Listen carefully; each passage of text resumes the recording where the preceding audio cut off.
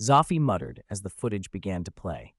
Under the night sky, the city burned. A red and silver figure was rampaging through the streets, and in its hand it held a hostage, Hoshino, the youngest member of the Science Special Search Party. Countless viewers stared in disbelief. That figure, wasn't that Ultraman? How could he be destroying a human city? Then the camera caught its face. The eyes were wrong. Black, cruel, like Belial's, and its overall bearing was more ragged and vicious than the real Ultraman's. A chill ran through the audience. Geed watched the imposter and felt a familiar wrongness. Was it mimicking Ultraman, or someone closer to him?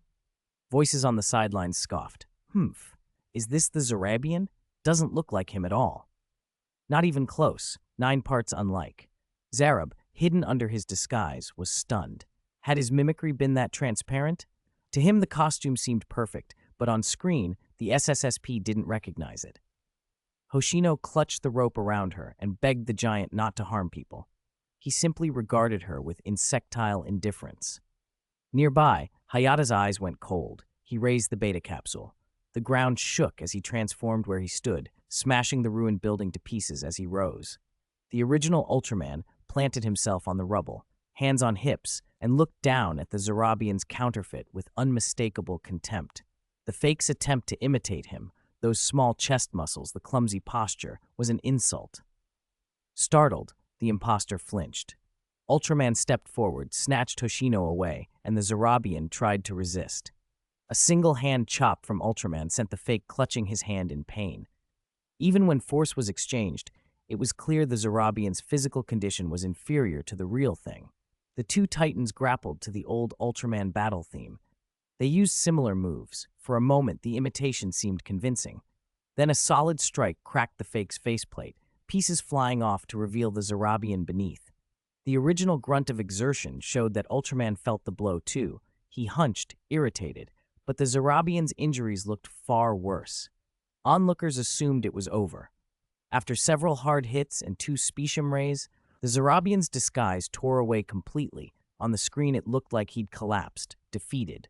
Viewers blinked. That couldn't be all. This was barely an outrageous single-punch villain, just a clumsy impersonation. The feed cut, then resumed on a barren alien world. Human crew members, armed and tense, were on the surface, Raimon and the human crew of the Panlong. Little Dream and the original Ultraman watched with a twinge of nostalgia. Raimon and his crew had once helped defeat an escaped Belial and were among the few humans ever to reach the Land of Light. Ultraman and Seven had met them before the Ultra Galaxy fight. Here the Zarabian abandoned pretense. He raised his hand into Ultraman's transformation stance and enlarged with the same sound effects. He mimicked the hero's cry and pose, but badly. He raised the left hand, hesitated, looked at the right, then corrected himself with an embarrassed, overdone pose. Old Max, the special guest watching, clenched his fist and muttered a verdict. 0 points. Clumsy imitation insults not just Ultraman, but me as well. While the fake's awkward mannerisms drew ironic laughter, the fight on the surface quickly turned serious. Raimon summoned the ancient monster Gamora with his Giga Battlenizer. Gamora thundered forward and slammed into the fake Ultraman, who tried to answer with a flying kick. A sickening crack echoed over the channel, the sound of bone. The imposter yelped, clutching his foot. Gamora, realizing its opponent was a fraud, charged again. The Zarabian copied Ultraman's chops and grabs, attacking enthusiastically. For a moment he felt indistinguishable from the original. If he could fool himself into being the hero, his mimicry reached a high state. He believed he'd entered some perfected combat state, Zuo Wang Dao, and struck Gamora's spiky abdomen with a confident hand chop. Another sharp crack, and the fake howled, clutching his hand. The audience watched, wryly amused. The imposter's imitation of injuries was almost as convincing as his moves. Frustrated and unable to win in close quarters, he tried to finish the fight with Ultraman's signature move, the Specium Ray. He crossed his hands, braced himself, shouted the cry, but nothing issued from his palms. No beam, not even a ripple in the air. Confusion spread across his face. He tried again. The beam still failed. Gamora, irate and embarrassed at being made to cower earlier, closed the distance and slapped him aside. The Zarabian staggered, attempted a whip kick, and even tried to emulate the Ultra Bracelet's energy disc, throwing a loose fist and a pathetic puff of air. His attacks fizzled. Gamora spun and delivered a tail strike, the rolling tail whip. The fake Ultraman, desperate, clapped his hands to catch the tail, only to feel an enormous slap on the face. He reeled. Then Haruna's fighter jets strafed him with machine gun fire. He clutched his face and his backside. Gamora seized the opening and unleashed a super oscillatory wave that blasted the imposter clear, forcing him to revert back to his true, disheveled Zarabian form. Unable to win, the Zarabian hopped awkwardly onto one foot, then the other, grabbed his waist and head, and fled in a panicked scramble, disappearing into space. He didn't die, some viewers grinned. Thanks to this clown, we got to see humans backing a monster fight Ultraman, another joked. If it had been the real Ultraman, he'd have just smirked and patted his chest. The broadcast shifted again. A blocky, ominous prison loomed on the screen. The Ultra veterans recognized it instantly. That's the space prison built by the Great King. On the Land of Light, the space prison was infamous. Belial had once been held in a VIP cell there. The thought made everyone tense. Had the Zarabian freed Belial? Outside the prison gate, 2 Ultra guards stood watch. A familiar figure approached. They saluted, then froze. The newcomer lifted his head and revealed Belial-like eyes. A hand brushed a low-spec Ultra bracelet and 2 javelins appeared. Then the Zarabian sent both javelins spinning into the stars with a flick of the Giga Battlenizer. In the next instant, the Zarabian reverted to its true self and smashed open Belial's containment with the Battlenizer. The Zarabian grinned. Belial, the most evil Ultraman in the Land of Light, let us rule this universe together. He shoved the Giga Battlenizer into the escaped Dark Warrior's hands. Belial snatched it, swung it experimentally, and laughed. With this, the universe will be ours. Then, with a single brutal swing, Black Belial blasted the Zarabian apart in a flare of power, an arrogant sneer on his face.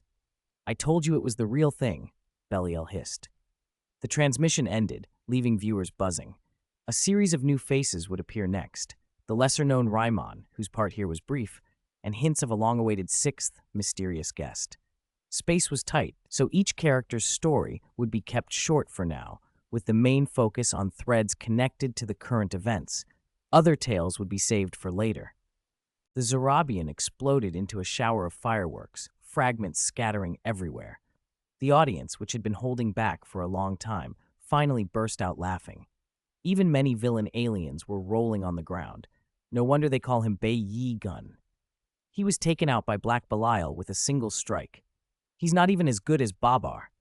At least Babar, disguised as Astra, managed to steal the Ultra Key and even fooled his own brother, Leo. As the on-screen comments filled with ridicule, the Zarabian panicked and sent up a barrage of text.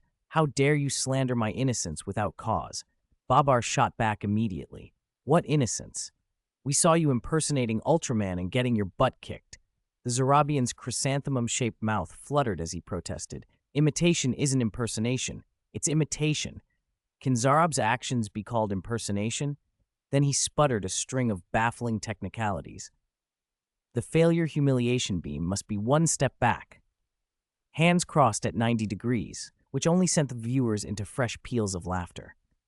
Joy spread across every world in the feed. The scene shifted to a green-mountained, clear-streamed planet, Makagi. A petite ultra-warrior from the blue tribe Sora was searching the area, instrument beeping in her hands. Her device picked up an unusual energy spike ahead. She looked up and spotted a familiar red and white figure squatting on the ground as if rummaging for something. Libut, she called, uncertain. Libut blinked, puzzled. Why is Sora looking for me? As a member of the Galaxy Rescue Force and a childhood friend, he could have contacted her through Team Comms or bumped into her aboard the Space Garrison or a Rescue Force ship. Max analyzed out loud, this must be something that happens in the future. Captain Ree murmured, remembering a previous jaunt into Triga spacetime. No wonder some of Triga's moves felt familiar. Maybe I slipped into his spacetime back then. Libut wondered what could have drawn Sora here. Brother Tazi in the Kingdom universe sneezed at the same moment. Old Max, watching, realized Libut seemed completely unaware of Sora's feelings for him, just as everyone had joked about male ultras being hopeless romantics. 90% of them are straight, the chat quipped. On screen, the figure suspected to be Loot stiffened, then slowly turned. The audience recognized him at once. The Belial-like eyes, the shark fin head horns. This was a fake Ultraman. Zarabian. Again. Sora stumbled back, surprised. Before she could put distance between them, she's a scientist, not a fighter. The Zarabian struck, binding her with lightning. The source of this energy is not me, he said in an oddly gentle voice. It was clear then, this was another Zarabian, not the clumsy one who'd been used as a test instrument earlier. The camera angle shifted and the timeline jumped forward. Around them a fight was breaking out, voices and impacts audible, but the combatants obscured. Astra, I think I heard the sound of the cosmic phantom beast fist, Leo said, surprised. Zaz scratched his head. Why do I feel like I heard Zard's moves? That enemy had given him trouble in the past. Had Zard been recreated? The Zarabian reached for an immobilized Sora.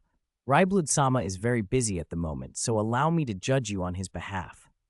The name sent gasps across countless worlds. Ryblud. Could Ryblud have been resurrected in the future, or had a fragment of him lingered, waiting? Geed clenched his fists, anger flaring at the thought. If Ryblud returned, Belial would be used again. Father, I will never let anyone use you again, he muttered, eyes narrowed. The Zarabian closed his claws with a sinister smile. Sora held her ground. I will not submit. I will not give up hope.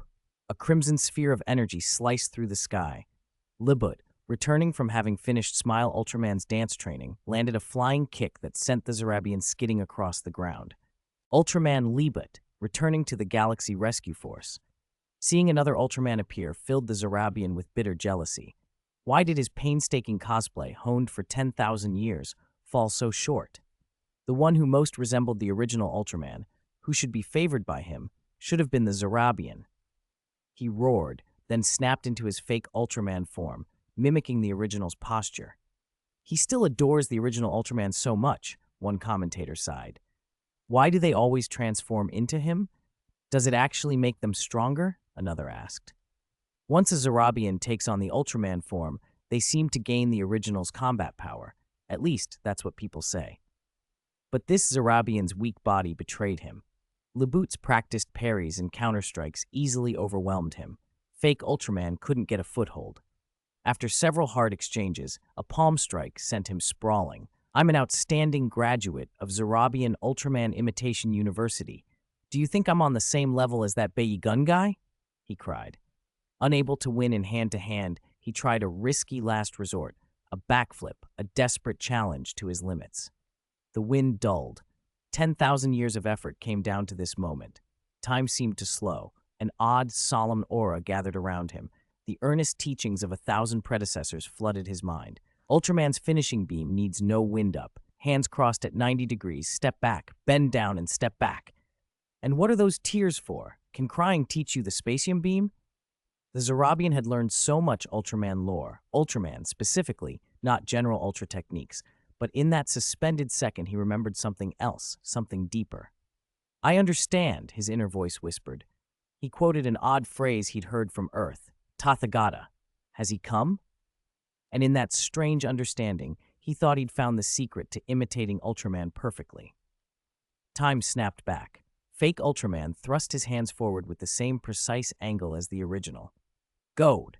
A white light flared at his raised right palm with a thunderous crack. Viewers' eyes widened. Had he actually managed to learn it? Light bloomed like a small sun. Zarabians watching cheered, tears in their eyes. Ganbare! You can do it! Our people have finally achieved something. But like a meteor, the light was fleeting. The white flare dimmed and winked out. The Zarabian stared at his palm, stunned. The flash had been only an illusion. His grasp of the Spacium beam was nothing but a mirage. Frustration boiled over. He lashed out with Zarabian lightning. To hell with the failure humiliation beam. This works. Sora thrust her hand forward and formed a flower-shaped energy shield, deflecting the purple lightning back. Fake Ultraman staggered, momentarily paralyzed. Libut moved in, using a trick he'd learned after being crushed by Red Nexus, a block encounter that cancels the beam wind-up. Galaxium Ray? The beam struck. Fake Ultraman was torn apart before he could even revert to his true form. The Zarabian's performance ended in dust and scattered pixels. The chat exploded in laughter. Among the flood of ha-ha comments was one familiar name, Babar. The Babelian was on the floor, clutching his sides and sending message after message. I'm dying of laughter, Zarabian. You call that imitation?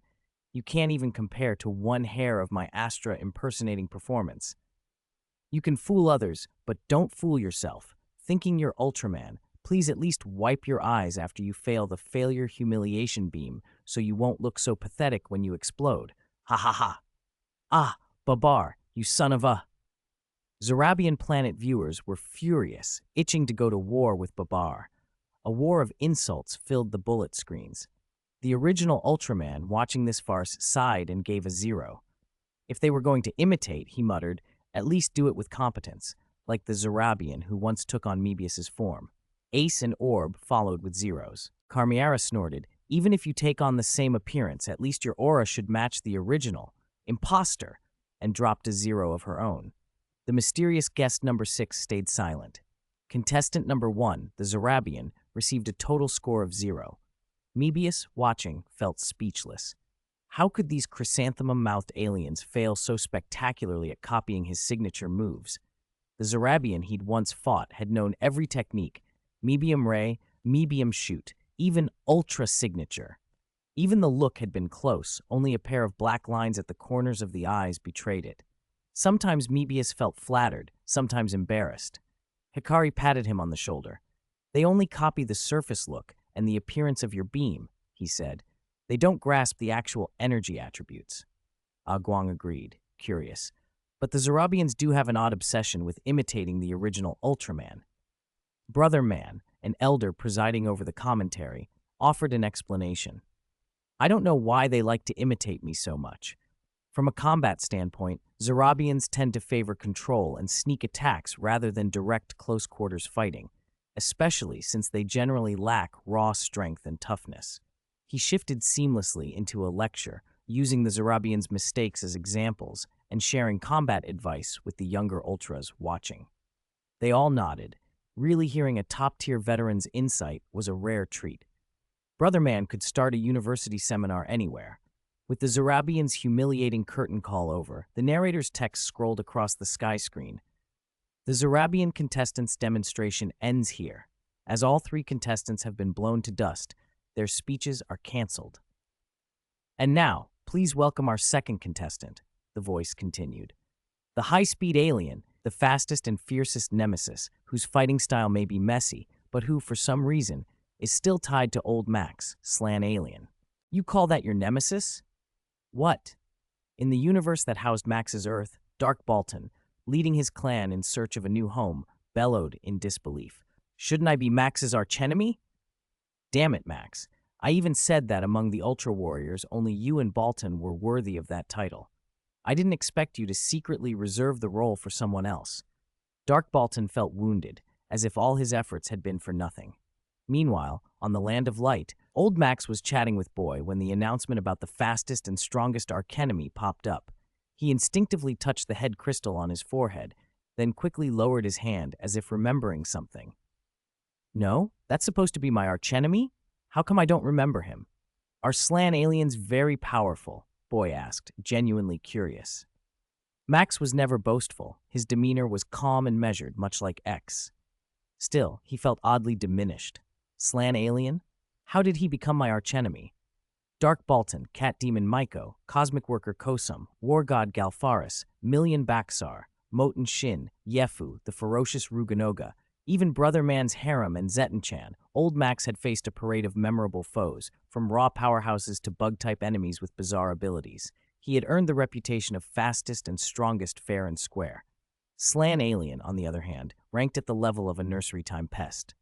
Old Max shook his head and explained to Boy, "It's not about how strong he is. He's one of those rare," he stammered, searching for words. "If Zeta just stood there and let him hit him, Zeta would be exhausted to death." "What? Am I really that powerful?" A goofy voice piped up from behind them. Old Max smiled, patted him on the shoulder, and added under his breath, "You've got natural talent in combat. You just need real training." Despite his private grumbling about the mislabeling, the 6 judges and guests, old Max among them, had already agreed on scoring 0 points. The name Slan Alien, however, was unfamiliar to many viewers from other timelines and planets. When the announcement labeled him the fastest and strongest archenemy, fans across worlds braced themselves for an earth-shattering showdown on par with Kuroba and Basaku. The excitement built as the broadcast began. Scene 1. A fighter jet carved through the sky. The enemy may use unpredictable moves. Everyone stay alert. Copy. A message crackled through the cockpit. Koba and Shion nodded, and just as they finished speaking, a sudden rush of wind came from all directions. Slan Alien's superspeed had created multiple afterimages, a wall of illusions surrounding the Dash fighter, making escape temporarily impossible. The display raised many viewers' expectations. High-speed duplicates were a hallmark of terrifying opponents. Hyper Zeton, Kuroba, even Old Max himself. Though Slan Alien's copies looked like illusions, they seemed to carry potential. Koba frowned and formed a plan. The Dash team had an unwritten rule: when in doubt, ask Ally. Ally, can you identify the real body? At the Titan base, Ally's fingers moved over the controls. Identification, real body, transmitting. Seconds later, the radar locked on the genuine target within the illusion circle. Koba showed his ace pilot skill. He throttled and broke straight through the illusion wall. There! He pulled the trigger. Lasers fired from the jet and, to the astonishment of countless viewers, struck Slan Alien's real form dead on. The cicada-like creature cried out and dropped to one knee. He fell that easily? Max hadn't even shown up yet. This Slan Alien seemed too weak. But as Koba and Shion celebrated prematurely, Slan Alien took advantage. He sprang back up and unleashed a destructive light projectile that sent their jet spiraling and crashing. The noisy excitement turned to concerned murmurs. It didn't feel right. People wanted to deny it. Koba and Shion hadn't really been bested by Slan Alien so much as by some cosmic law, an almost Schrödinger-like rule that seemed to condemn fighter pilots to random catastrophes, like Daigo and Shinjio's jets before them. Elsewhere, Kaito, having also crashed, carried Mizuki to safety in a classic princess carry. Seeing the smoke-trailing Dash jet about to go down, Kaito made a choice. He reached for his Max Spark and transformed. The panicked pilots were preparing to bail out when a towering red figure suddenly intercepted the falling plane. Max caught it, angling his body to dissipate the force, and shielded Koba and Shion while dousing the flames. The move was both graceful and precise, scientific in its technique. Old Max fans watched with sparkling eyes. Swoosh! Old Max's shout cut through the air as he opened the fight with a flying kick. Over the classic Max, Max, Max music, viewers watched as Slan Alien, branded Old Max's archenemy, was utterly beaten. It wasn't a duel, it was a massacre. Slan Alien never landed a single blow on Old Max. In less than a minute, he was pulverized, rolling helplessly on the ground. Disoriented, Slan Alien resorted to his trio of signature moves: spin, illusions, and the destructive light projectile. In the blinding illusion circle, Old Max appeared momentarily off balance as attacks came from every direction. Barrages of destructive light bullets pounded at him, and he staggered. Then, his timer began to flash red. Old Max glanced coldly at Slan Alien, who was still spinning but no longer attacking. He seemed to be waiting for the red light. What are you waiting for? Old Max's palm brushed the crystal core on his forehead. From the dazzling six-pointed star, the Maxium sword erupted. His thinking was simple. If you can't find the real body, brute force your way through and take them all out. With a roar, the Maxium sword slashed into the illusion field, cutting across Slan Alien's rotation. The sword cleaved the illusions like tofu, and one by one they vanished. Except Slan Alien's real body had already slipped away. No wonder he hadn't attacked. Old Max retracted his head crystal and focused, scanning the battlefield. Then, unexpectedly, he raised his left hand high, channeling a massive surge of light into the Max Spark. A dazzling beam gathered. Maxium Cannon! The colorful Maxium Cannon fired a finishing beam at a point behind Old Max, and there Slan Alien had just reappeared, perfectly aligned with the shot. The attack struck true. Slan Alien cried out about endless copies as he shattered into fragments. Silence fell across all worlds. No, really? Slan Alien down in less than 3 minutes. As expected of the fastest and strongest, the prediction was spot on. Looks like Old Max going red wasn't from taking that destructive beam. It was because his active time on Earth was close to its limit. This is rigged. Why was that creature even allowed in the competition? Unfair rematch. Viewers erupted in complaints. How could such a pitiful creature be labeled Old Max's archenemy? Old Max himself delivered his verdict. Exactly. That's why I gave him 0 points. The other guests echoed with zeros, everyone except the mysterious sixth guest who'd said nothing, appearing utterly uninterested. They didn't wait to see Slan Alien's aftermath. Zeros were handed out first. Scene 2. The setting shifted. The camera panned to a floating black tower. Several Ultras, Zero, Ginga, Mebius, the others, immediately recognized it. Once it had been Aincrad from a famed virtual world. No, that wasn't right. This was the time-space fortress of the space-time demon god Edelgar, the stage of the famous the 10 Warriors Assembly. The 8 warriors from Tiga to Zero, plus new generation heroes Ginga and Victory, had teamed up here for a classic, large-scale battle. Max was, of course, among them. On screen, each Ultra Warrior found their designated enemy.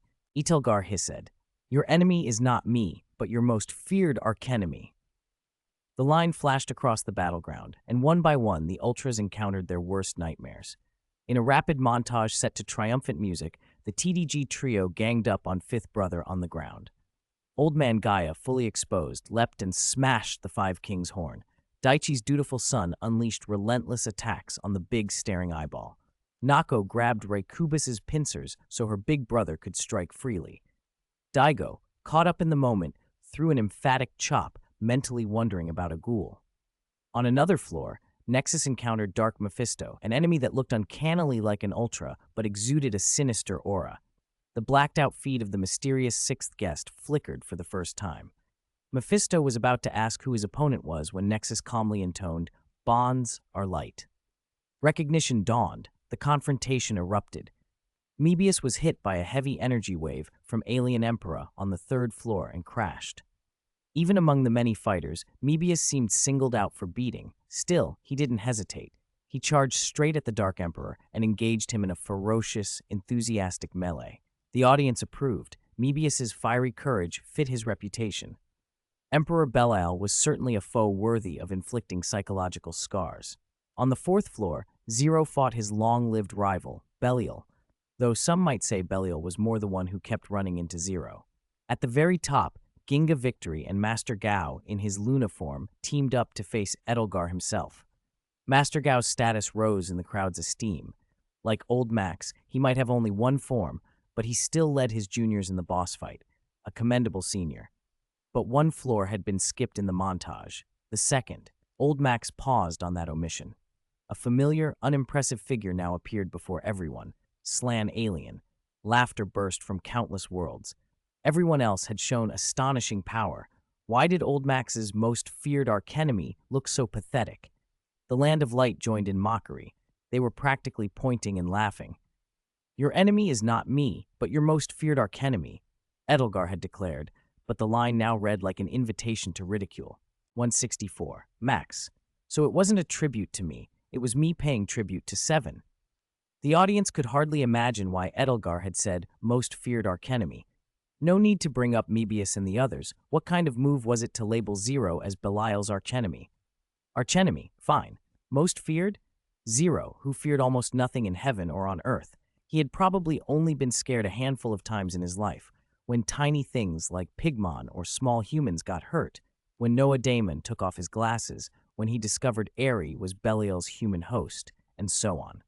Taking the time factor out of it, Zero being afraid of Belial wasn't that hard to believe. But Zero wasn't the focus of this story. What really had countless viewers buzzing was the Slan Alien. "So, Mr. Max, as someone involved, how did you feel when you saw the Slan Alien then?" the reporter asked. Max took the lead in answering, calm on the surface. "To be honest, my first reaction was confusion. I almost couldn't remember who the guy was. But then I thought, hey, isn't this good? He didn't summon a mess like Cat's Eye or a war god." Old Max tried to keep his tone neutral, but listeners caught the mix of resentment and relief. On the screen, Zero tightened his fists, ready to take the alien down, yet Max stepped forward. If it turned out this guy was weak, it would dent Max's own value. After all, a dignified public servant could reasonably fight the weakest monster. Still, hearing Edelgar call him an archenemy stung. "You, my archenemy?" he thought, and anger flickered. He slapped the Slan Alien. After a few punches and kicks, the creature was beaten to a pulp and, true to form, unleashed its signature trick, Phantom Ring, trying to hide behind illusions. This time, old Max didn't even give it a chance to fire destructive energy. A single multi-shadow head boomerang sliced through both the illusion and the real body. What era is this, and you're still using that move? Max thought, feeling his pride pricked. Coldly watching the slan alien struggle to rise, he raised his hand and struck a dramatic pose. Since you're an archenemy, I'll make it a proper one. Roar! Max Galaxy blazed to life on his right wrist, a phoenix-like radiance glowing about it. With his left hand, he swept the device and shouted clearly, Galaxy Sword! Ultraman, holy crap! The colossal Galaxy Sword, the same blade that had dispatched Million Bassadog in one strike, reappeared. For a moment, the scene shook countless viewers. Brother Max, it's not that serious. Just use a Maxium cannon, someone shouted. You're slashing vertically. What if you pierce little Mebius upstairs? It's just a slan alien. Why use a nuclear bomb to kill a mosquito? But as an archenemy, the job was to go all out. The sun-bright Galaxy Sword was drawn, and the entire time-space castle trembled. With a mighty shout, Max cleaved the slan alien in two, even cutting through the second-floor tiles. The creature didn't have time to scream before it turned into a blazing explosion. Villainous aliens everywhere remembered again the terror of the Galaxy Sword. When the flames died, old Max sheathed the blade and stood. He kept his old rule, never wielding a second sword, and sneered, "Humph, can you survive a blade with 4 million light-years behind it?" The slan alien's reputation plummeted, but as Max watched the smoking remains of his foe, a chill ran through him. Although the slan alien had been worthless, whenever he'd met this creature before, nothing good had followed. He couldn't shake the sense that encounters with this alien were always unlucky.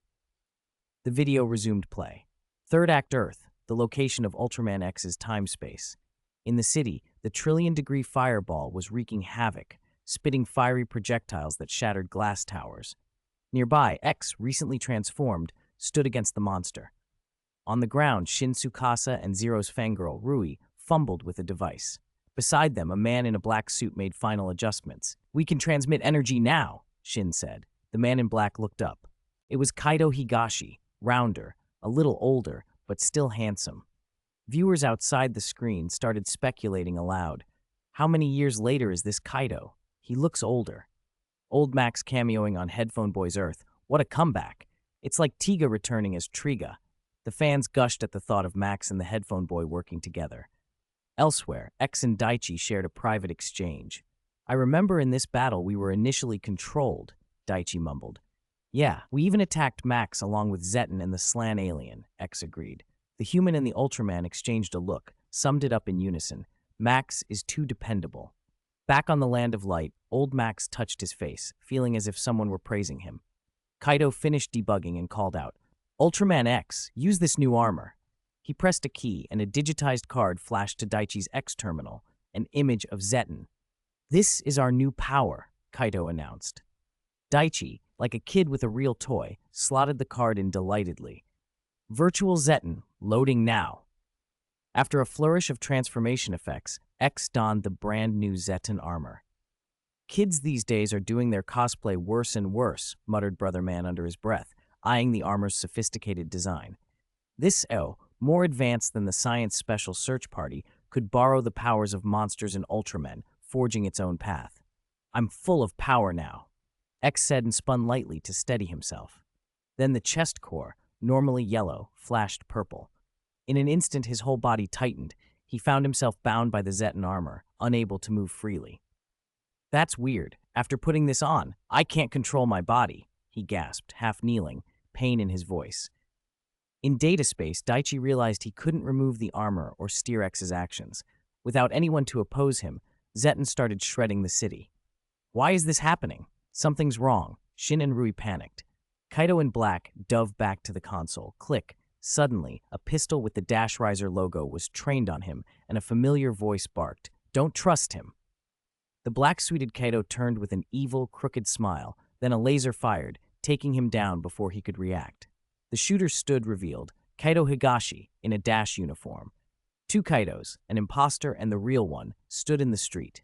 Viewers instantly knew the dash-suited Kaito was the real one. The real Kaito wouldn't grin like that. What was shocking was that this generation's slan alien had learned Zarob's impersonation trick. "Your tricks end here, slan alien Kuwira," the real Kaito declared. Kuwira is a play on words the production team used in Mandarin, quick editor, so some fans jokingly call him slan alien Quickman.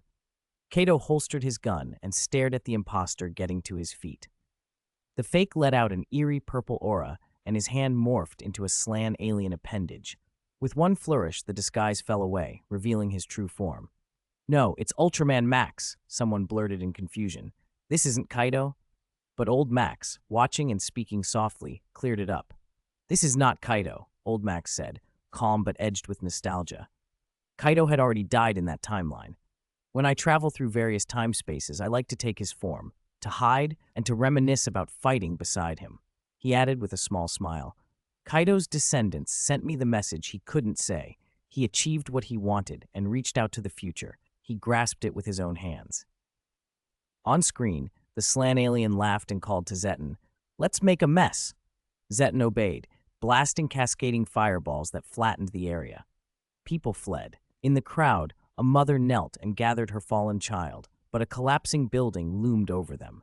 Time slowed. A red meteor streaked in, and in a cascade of golden light, a giant hand scooped the mother and daughter out of harm's way, setting them gently to safety as rubble thundered down. "Perfect score. As expected of the fastest and strongest," the commentators cried. Every guest but old Max gave top marks. Kurenai Guy chuckled, "Handsome men should appreciate each other." Juggler rolled his eyes at the screen. "Ahem, everyone, the contestant is the slan alien, not Max." Amid the crowd's sighs and the alien's clamor, those perfect scores flipped to zeros. Back in the fight, after rescuing the civilians, Max went back on the offensive and closed in on X, planning to wrench the Zeton armor off. But no matter how he tugged, the armor seemed rooted. If he pulled too hard, he might injure X. Then Zeton fired again, shooting down Sio's fighter jet. Max immediately abandoned trying to remove the armor. He had to stop Zeton from finishing off the smoking plane and its pilots. "Why is Max always so busy?" viewers commented. "These fine men in the Zero series have too many responsibilities," another said. Max had to save people, save an Ultraman, and even save an aircraft. Kurenai Guy laughed, moved to tears. Then, seemingly out of nowhere, X's eyes flashed purple. He stood up as if he'd broken free, and Max, Daichi, and viewers outside the screen all breathed a collective relief. Max was knocked back by Zeton and collided with something. He looked back and found it was X. Had the junior truly broken free? More than that, X had caught him from behind, steadying him. "You headphone boy really are a good fellow," Max thought gratefully, nodding in thanks and ready to rejoin the fight in a righteous 2-on-1. But the arms that had been supporting him tightened, iron bands. Startled, Max found himself yanked back. He looked at X, and a dawning suspicion formed. Something felt wrong. Before he could react, Zeton charged and rained down a flurry of colossal blows on him, tens of thousands of tons driving into his chest. Sparks and fragments flew. The last hit sent him rocketing over 100 jong. Old Max rolled and scrambled up, and what he saw froze him. Zeton, and X clad in the Zeton armor, were walking toward him in step. This was wrong. Who was trying to frame him today? Where was the promised senior who would come to his aid? Old Max staggered, bewildered. The person I'm paying tribute to? Is it Officer 7? He thought, both baffled and rueful. P.S. Finally, most of the graduation courses are done. I should be able to resume normal updates now. Alas, no more studying. I'm so sad. Boom X, clad in the Zeton armor, slammed his fist down. Max rolled just in time, the earth where he had been exploded into rubble. When he pulled himself upright, he found the slan alien's trap already sprung, waiting there like a loaded gun. Things were going sideways fast. Old Max's eyes darted left and right. One side faced the strongest ordinary monster, the other, a junior alien who'd turned traitor from within. The whole scene felt sickeningly familiar, like a bad homage repeated too many times. But there wasn't time to muse on tropes.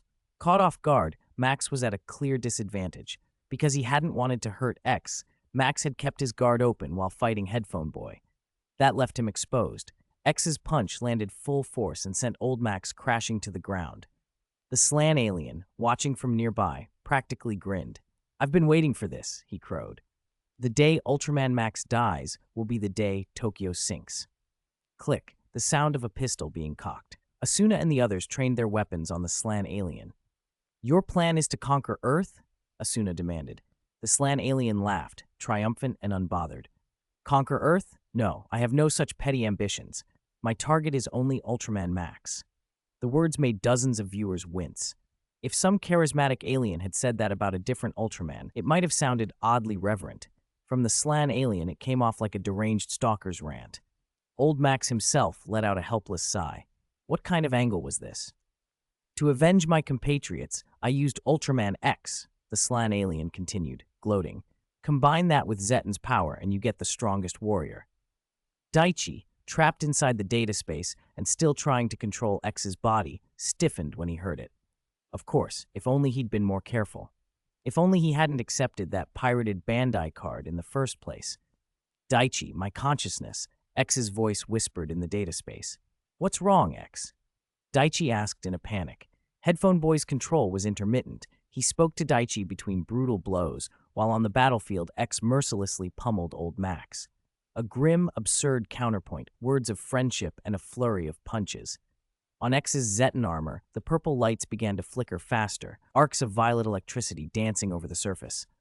"I'll find a way, X," Daichi yelled back, urgency in his voice. X's tone grew faint but steady. "I trust you, Daichi." With that, X's consciousness quieted. The surge of purple data in the data space dimmed and vanished. Daichi reached out, but his guidance was gone. "X, X," he screamed into the darkness. No answer came. The data space felt empty. "X, shut himself down?" A panicked voice whispered in the void. "If his consciousness goes silent, he'll sink into endless darkness. And he's always been afraid of the dark." Back on the battlefield, Old Max was still getting battered by the combined assault of an Ultra and a monster.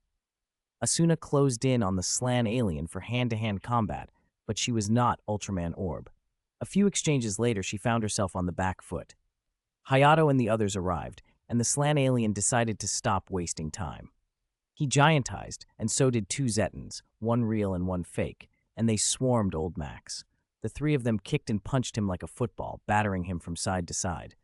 Then they struck together. Zetten Ultimate Beam X2, Slan Alien Destruction Ray. A thunderous trio of rays converged on Max from every direction. Sparks and electrical arcs danced across his body. With nowhere to dodge, Old Max took the hits head-on. He went down. The invincible Max had fallen. A perfectly tragic moment, except the live chat exploded in confusion. "Wait, didn't Ultraman flash red when their time's up? He's been active for almost 5 minutes. How is he still in blue status after taking all that? Is he invulnerable or what? No Max Galaxy, no head boomerang. Did he just get saved by his junior instead of the other way around?" Max, sprawled on the ground, felt just as baffled. He hadn't felt the time limiter kick in. Maybe he was getting stronger every second. Maybe it was Daichi's will keeping him going. In the data space, Daichi made a decision. He found the antivirus card. Virtual Elanuel. Let me do everything. The scientist in him took over. He started live programming and recrafting the card on the fly for the viewers watching him on stream. When Virtual Elecking activated, a storm of golden electricity erupted in the data space. It lashed out at the hacked Zetten card and at Daichi himself. Pain lanced through him. He gasped, coughing, tears streaming down his face as the shock overloaded his system.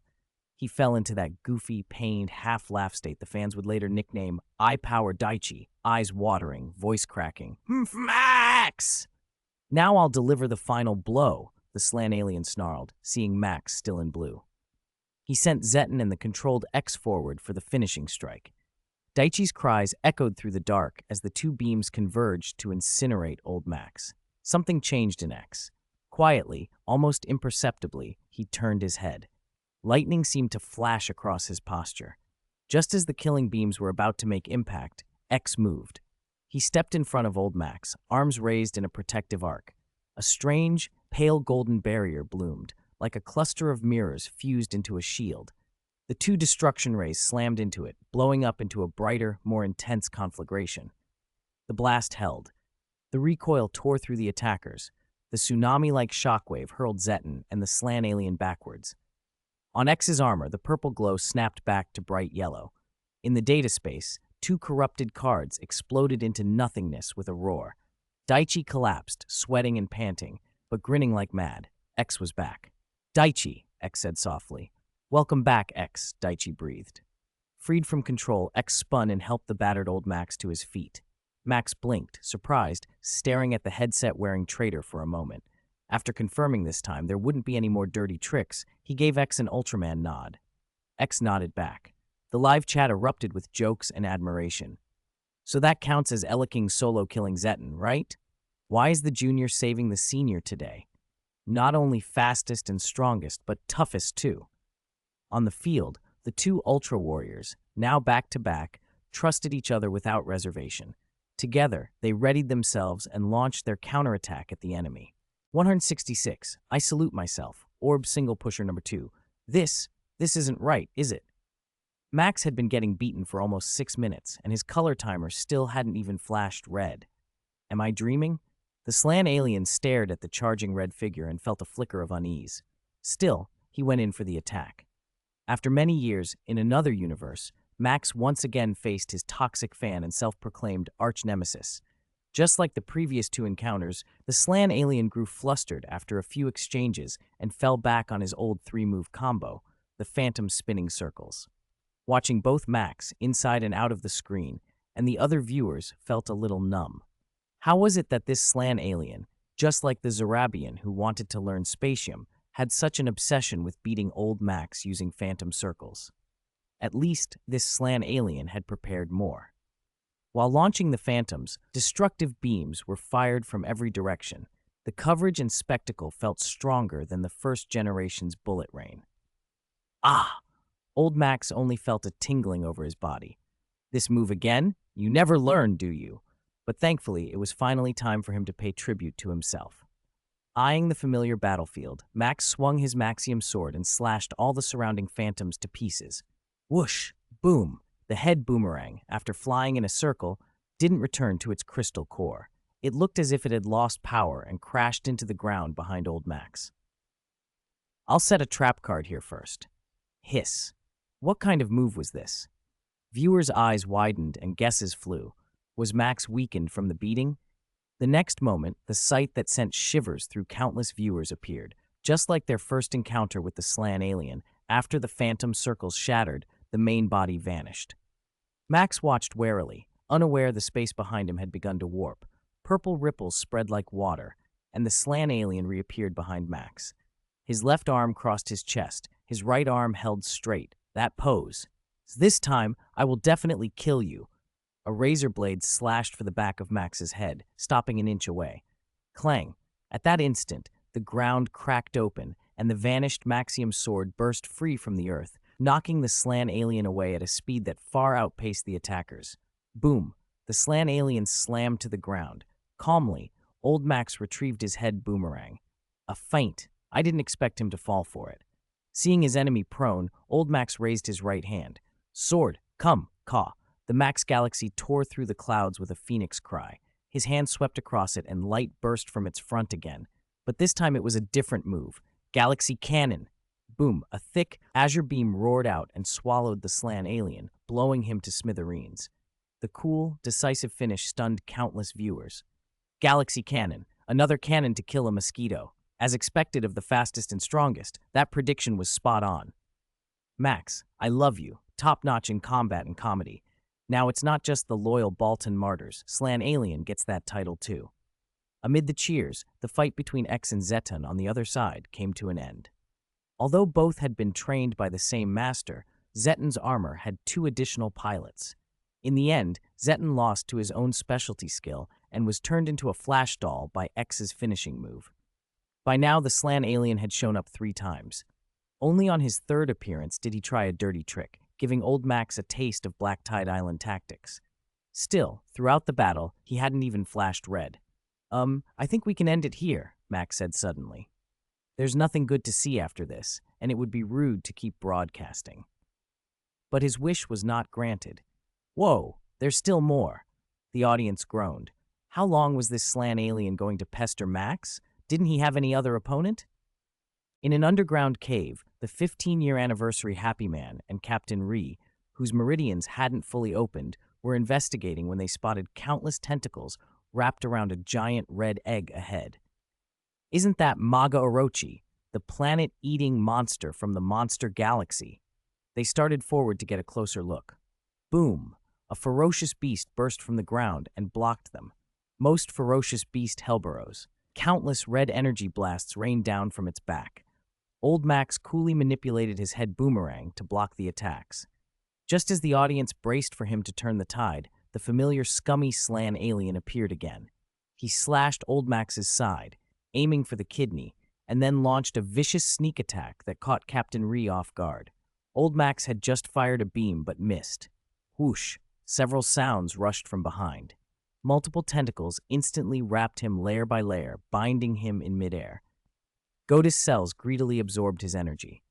Groaning in pain, Old Max barked at Lut to retreat first and call for reinforcements. Then he bowed his head, closed his eyes, and his color timer died on the spot. All his energy became nourishment for Maga Orochi's incubation. The scene froze there. Fortunately, the camera cut away and quickly displayed a caption. He had held out for 3 days before Li Boot and the others rescued him. Countless viewers typed question marks. Holy crap, tentacles hatching an egg! My fastest and strongest. How did he become fastest to give up? So the slan alien finally beat Old Max, but other monsters did most of the work. The moment reminded Max of his first battle with Million Bassadog. He'd been low on energy, was hung up, told his teammates to leave, and was rescued. Tributes. Everything had become tributes. Earlier X said he was paying tribute to me, but it turned out to be a tribute to Old Man 7 of Black Tide Island. Now it was even better. I was paying tribute to myself. Why? Was this slan alien celebrating the 15-year anniversary? Cough. At least you got a new skin, though it was only a 1-minute monster experience card. Jano, however, was mildly pleased. At least he'd made a grand appearance at the end, albeit at the cost of Old Max's embarrassment. Still, sticking up for a friend wasn't a bad thing. After all, when Max first fought Zeton, he'd relied on him for equipment. The slan alien's grand tournament journey ends here. Due to receiving too many negative reviews, the contestant was given 0 points by the judges even before scoring began. Therefore, we once again vindicate Mr. Max. A mere slan alien, what kind of rotten shrimp is he? Is he worthy of being the arch nemesis of our fastest and strongest? Exactly. Did the organizers take money? Tell the truth. Be bold. Those organizers are villainous aliens. Got it. The organizers are slan aliens. Quick, invite Dark Baltan. Boring. I want to see blood. Amid the uproar, new text scrolled onto the screen. Next, let's welcome our third contestant. He is the second most devoted Ultraman Orb fan, first place winner of the Ultraman Orb impersonation contest, the Robo Brothers' strict 7-type instructor who looks 15 years younger after a haircut. Guess Kurenai Guy spat out a mouthful of soda. First place in an orb impersonation contest? Who? Why did that make him feel uneasy? On Robo Spacetime Earth, Aizen Makoto froze mid-bite. His hat nearly fell off. Who? Me. Who is Orb? Who are Ceres and Kiyosawa? Why is an Ultra Warrior's story linked to me? Flustered, he grabbed his safety helmet, ready to bike off to a quieter place to avoid being bothered. Sir, you haven't finished your meal. Where are you rushing off to? The restaurant owner asked, curious. Aizen glanced back, and for a moment his face looked unexpectedly dashing. Using an unfamiliar accent, he chuckled. Go ask the wind. Huh. The next second he rubbed his face, wondering why he'd said that. Zeta Spacetime. Armory. Ultraman Orb? I haven't heard of him, Yoko said curiously. Aizen Makoto is the second most devoted Ultraman Orb fan, so who's first? It can't be Orb himself, can it? Yuka wondered. Probably another guy who's been pestering Orb a long time. I saw someone in the comments say a guy named Juggler is suspicious, one replied. I heard the Interstellar Alliance even sells novels about them, the untold stories of Kurenai Guy and Juggler. Another chimed in. That's curious. By the way, what does Juggler even look like? Nearby, Juggler, disguised as Hebikura, almost choked on his coffee. What kind of ghost book title is that? He narrowed his eyes as he watched Aizen Makoto's dazed posture and sneered. To be so obsessed with Orb, but then his sneer twisted into a wry smile. Could the first place Orb fan the comments mentioned actually be him? Question. From Max's TV series until now, Geno's number of appearances is 167. A terrible imitator, Zeta Spacetime. Aizen Makoto's appearance was about to begin. Juggler finished his coffee in one swallow, then turned to Yuka and the others. I'm going to the restroom, he said, and left the command room with a faint twitch at the corner of his mouth. Heh, Orb's second biggest fan, he thought with a smile. Yuka and the others exchanged puzzled looks. Why has the captain been disappearing to the restroom so often lately? I ought to get him drinking more of my energy tonic, one of them said. Keep his stamina up. In the corridor, Juggler nearly bumped into a tall, earnest-faced young recruit. Captain Hebakura, good morning. The recruit snapped to attention and saluted. Haruki, Juggler greeted, expressionless for a moment before chuckling and leaning close to his ear. The broadcast seems to have some kind of cognitive shield. They haven't realized you're the human host for a future Ultra Warrior. Haruki's eyes went wide. He'd thought that secret was only his. Juggler smirked, brushed past him, and gripped Haruki's lower back in a vice-tight hold. Don't worry, your secret's safe with me. Oh, Sue, Haruki stammered. Meanwhile, on the Land of Light, what should have been a peaceful day had been disrupted. Those due for retirement were retiring, warriors who needed to fight were preparing for battle, and the rest had gathered to watch the broadcast. Princess Yulian remained missing after her earlier kidnapping, but that was a separate crisis. Right then, a four-legged shark-like monster burst into the council halls. Taking advantage of most Ultras being away, it slipped into Hikari's lab, Guang's laboratory, and rummaged around until it seized something and fled. Ultra metals, Hikari cried, stunned. Why would it steal those? Is our security that weak? The creature, Ganagagu, took off into space the moment it had the metals. Two returning figures were still landing when Zero shouted, Leave it to me, and took off. Master, wait for me, Zeta called after him. Hikari watched them go, shoulders sinking. The two recent appearances of Zeta had both involved the power of the Ultra metals. Could it be his invention being stolen was what allowed Zeta to travel to Earth? He stared up at the stars and then at the summit of the space garrison. The great king, who'd been watching the commotion, had quietly slipped away. Hikari could only stare and finally sigh. This is the arrangement of fate, he murmured.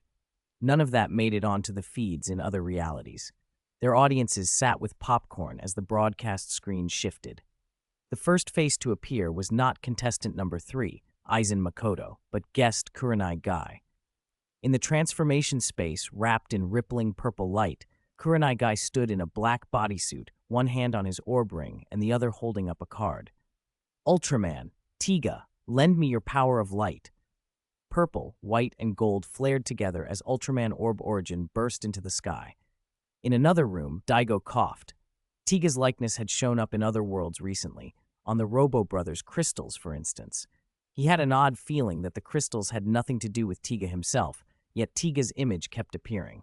If Tiga could be present like that, maybe other Ultra Warriors could be too. The thought tightened into a conviction. Everyone could become light. Other viewers, less contemplative, were busy with questions. Orb had been introduced long ago as the collector of debt, a warrior who fought by drawing on the powers of others. Does Orb always fight by borrowing other Ultras' powers? Someone asked. It feels different from the Ultraman I imagined, another said, comparing the tactic to Ace or Taro, calling on their elder brother man for help. Kurenai Guy's mouth twitched at the comments. He wasn't about to argue. What he used were the remnants of his senior's strength, the instruments he'd acquired in battle, not mere handouts. Brother Man, another guest on the panel, stepped in to explain. The term borrow was a joke. Kurenai fought until he lost his original form and his supreme holy sword in his struggle. Despite that, he never abandoned his belief in protecting peace and justice. Brother Man's earnest words, layered over Kurenai Guy's wanderer persona, painted the image of a lonely hero wandering the world. Kurenai gained even more fans, and just as Brother Man finished, the broadcast resumed. A light, whistled tune began. Who is playing my theme? Kurenai laughed. Hey, that's mine. But his smile froze the next moment. On the screen, a man in a white suit was whistling, as if playing a harmonica with his mouth. As he whistled, memories from long ago unfolded for the audience. A giant of light lifting a vast holy sword and destroying a monster amid soaring flames. The sight had once fixed itself in a young boy's eyes and became his entire world.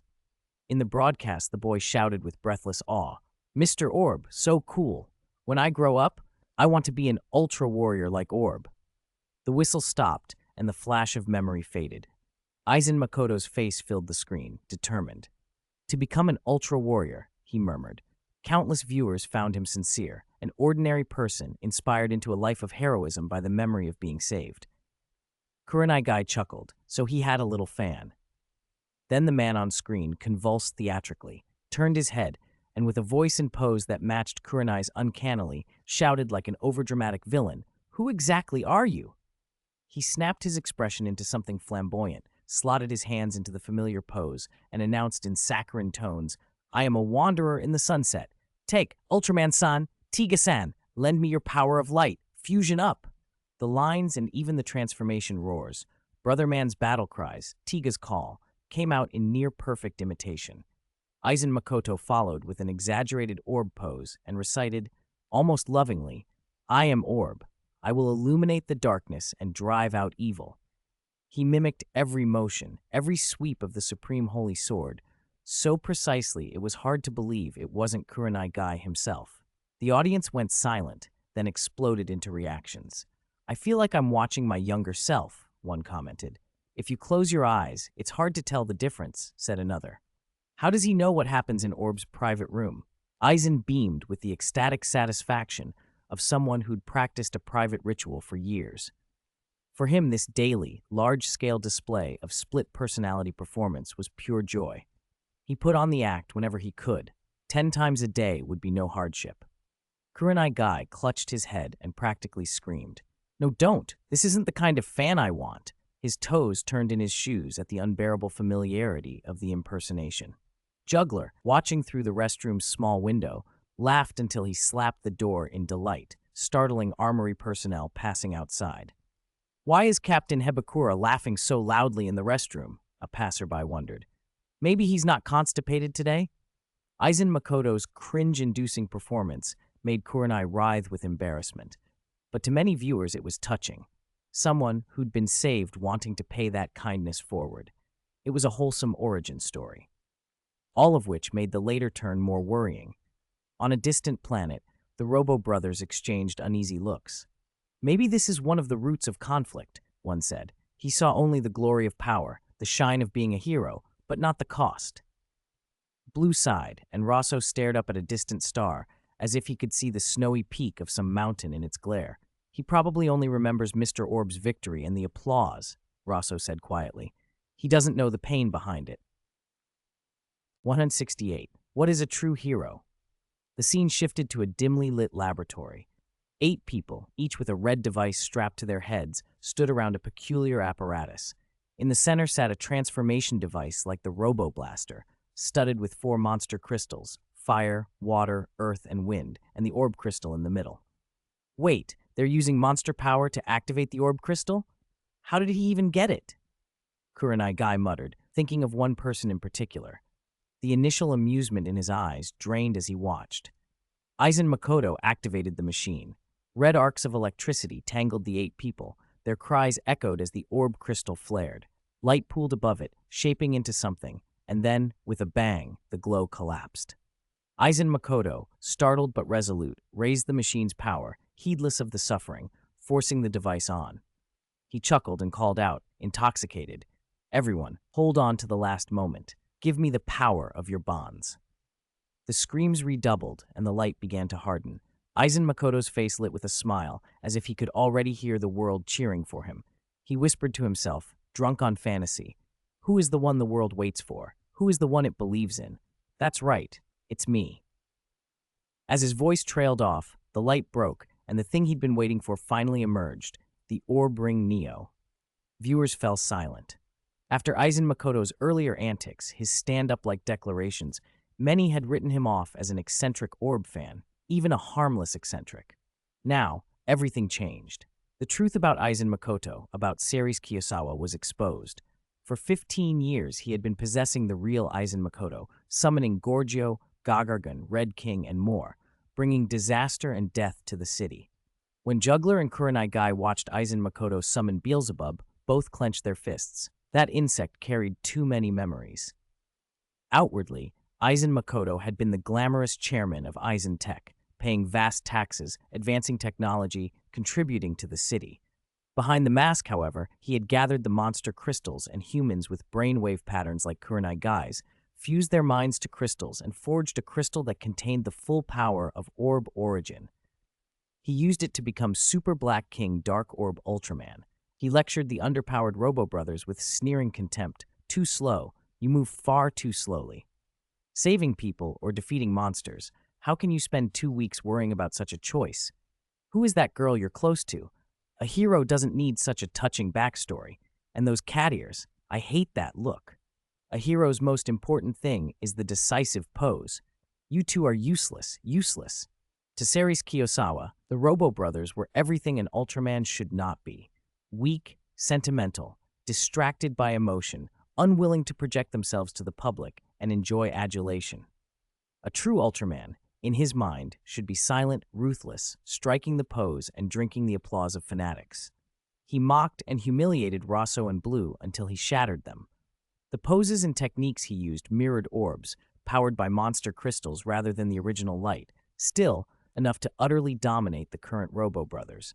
To outsiders, he might have looked like a stern senior training his juniors in the old Showa way. Ha-ha! A cough! Ha-ha! Ceres Kiyosawa's laughter was almost a choke. Kurenai Guy's anger simply burned hotter. This man had engineered disasters and then stepped in to solve them, crowning himself hero. Kurenai Guy was usually easygoing, but when enraged he grew ice cold.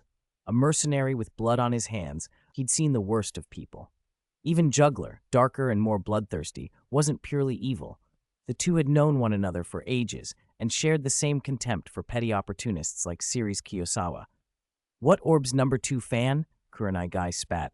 A hypocrite like that doesn't deserve the title. He exhaled slowly. Luckily, the man who'd aped his mannerisms and made heart signs during transformation wasn't here. Otherwise, he might have given him a taste of the true supreme holy sword. No matter how much light such a person coveted, Kurenai Guy knew it would only make him a slave to darkness. He couldn't compare to the Robo Brothers or to Juggler, whose path had its own rough honesty. Back in the lab, the Robo Brothers once again faced Dark Orb. You made accidents on purpose to become a hero, Ryuku accused. Oh my, I simply responded to what people wanted, someone to break the darkness and bring light, Ceres Kiyosawa said, savoring the thought. He launched another ambush, but this time the fight didn't go as planned. Twin blades met the supreme holy sword. Rosso slipped behind Dark Orb and fired a blue crescent shot. Dark Orb deflected it with his sword, sending it at Blue. With a clang, Blue caught his brother's light bullet and echoed the move, reflecting both shots back at Dark Orb and forcing him to stagger. That moment of coordination didn't happen by accident. It was the result of everything the brothers had been through. Ceres Kiyosawa's earlier taunts had cut deep. Were they worthy of being Ultra Warriors? Ordinary humans with extraordinary power, they still felt the pull of emotions and bonds. His words sent them into self-reproach. But when they saw Ceres Kiyosawa's exposed crimes, how innocent lives were lost and homes destroyed just to satiate his vanity, their doubts cleared. They were ordinary people who had trained themselves. They did not possess Gen Otori's brute power. They only had what they could earn. The reason they wielded such strength was simple: to protect. They would not let justice perish. They would go down with the people they fought for. It was never about being a hero for fame. Confronting Ceres Kiyosawa, they answered with quiet conviction. We never wanted to be heroes. We fight because people cry for help. Fighting for those people, this is what a true Ultra Warrior does. Rosso and Blue planted themselves before Dark Orb, weapons ready. We, 2 brothers of the Minato family, will utterly defeat you in the name of Ultraman. Silence fell across the broadcast. Grigio's eyes shone. She was genuinely happy for her elder brothers. The Robo Brothers themselves scratched their heads awkwardly. They hadn't expected to become famous so fast. Juggler, delighted, clapped and laughed. Well said! Those words would have stung the old rivals who'd crossed him. These two had only recently become ultra warriors, yet they already showed the resolve of veterans. Juggler, thinking back to Planet Cannon and his own ragged crew, swore to give them a proper juggler-style performance someday to cement their bond. The idea that someone could be an ultra warrior without the formal recognition of light amused him. It no longer mattered to him anyway. Across worlds, viewers' impressions of the Robo Brothers shifted. These young men had become true heroes, not because of power or vows, but because they had that protective heart. In stark contrast, Aizen Makoto, series Kiyosawa, had perverted power into destruction under the mask of justice, feeding his vanity. No matter how flawed Rosso and Blue might be, they would protect what needed protecting. The battle's outcome became clear. Aizen Makoto, defeated, watched as the Minato brothers confiscated the orb ring. Later, he was struck by Maken. The entity that had possessed him for 15 years, Series Kiyosawa, died with a scream. The scene froze. Ugh, that was unpleasant, Kurenai Guy sighed lazily on the split screen. Honestly, at first I was surprised someone would aspire to be an ultra warrior because of me. He shook his head. But Series Kiyosawa, what he wanted wasn't orb or some idealized figure. He wanted the endless glory, the universal adulation the figure got when defeating monsters, and the power to grab it. He didn't understand what the power is for. He just wanted it at any cost. The moment someone seeks to be a hero for themselves, they lose the right to be one. Still, he smiled softly. I'm glad I met the Robo Brothers. They truly deserve the name. Kurenai Guy kept the rest to himself and cast a 0 vote. As the main guest had spoken, the others followed. Ace disliked schemers like that. Carmiara was equally displeased by imposters. Series Kiyosawa's run in the competition ended here. But the story of Orb and those tied to it was not over. Next, please welcome our fourth heavyweight contestant, the announcer said. He is the senior warrior from 050 with a sunny smile, top multiversal mercenary and wanted fugitive, master of the serpent style, leader of an ancient cult, pointy-horned alien, phantom demon form, grab star alien, president of the Orb fan club, king of resilience, who seems to treat Kurenai Guy like a brother, but actually like a father. Juggler. Wah! It's you after all! Kurenai Guy's heart skipped. He'd had a premonition. His guest seat appearance hadn't been random. He'd held on to a sliver of fantasy. On an alternate Earth, Riku Asakura was hurrying to meet a client when, whoosh, he slipped on a banana peel and slid a meter before landing on his backside. Hiss, ouch, why do I always step on banana peels? Is 0 after me again? He grumbled, clutching his rear, then froze as he heard someone call Juggler's name. He tensed, lifted his briefcase to cover himself, and looked around. In the Zeta space-time, Juggler walked out of the restroom, adjusting his hair with a hint of irritation. What is destined to come always comes, he mused. He had been considering whether to blame a parallel space-time counterpart when he glanced up and realized the version of himself appearing on screen was not his human form, but his phantom demon form. He relaxed. The armory was an odd place. Memories stirred. He looked at a green plant on a table and, half smiling, said, You agree, don't you? 169. Jugless Juggler. On planet 050, there exists a legend. The shining light at the summit of warriors, at the highest point of 050, sets perilous trials for those who seek power. Climb against the biting winds and cold. The light atop the summit will judge those with true aptitude. Land of Light Universe. Oh, this is Fuma's hometown.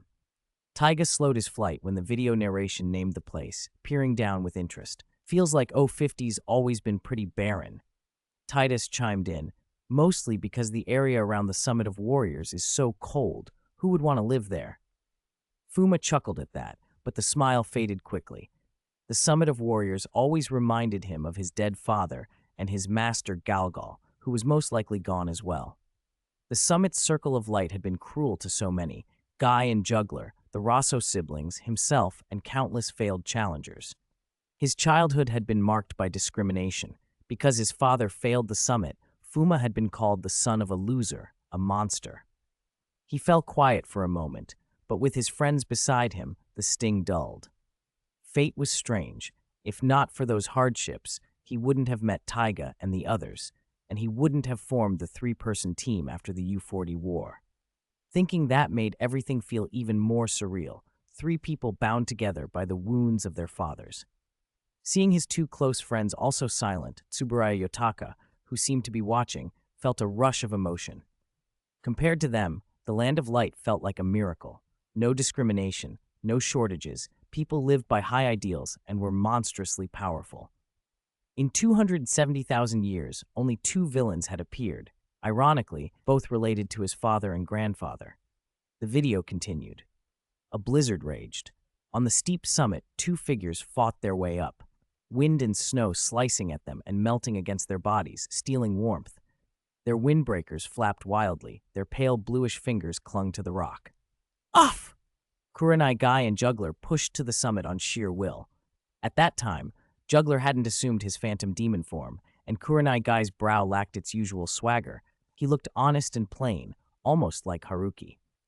It was rare for two people to reach the summit of warriors at the same time. Most challengers cheated or sabotaged one another. In tens of thousands of years, there had only been three exceptions: Fuma and his master, the Rosso siblings, and now Juggler and Kurenai Guy.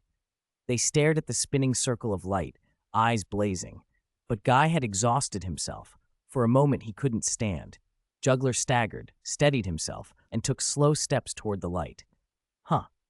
Juggler was the first to reach the light, came a murmur from the audience. But Ultraman Orb is Kurenai Guy. What's the story here? Could the phantom demon form's power come from O50? That doesn't even look like an Ultra Warrior. The crowd was puzzled.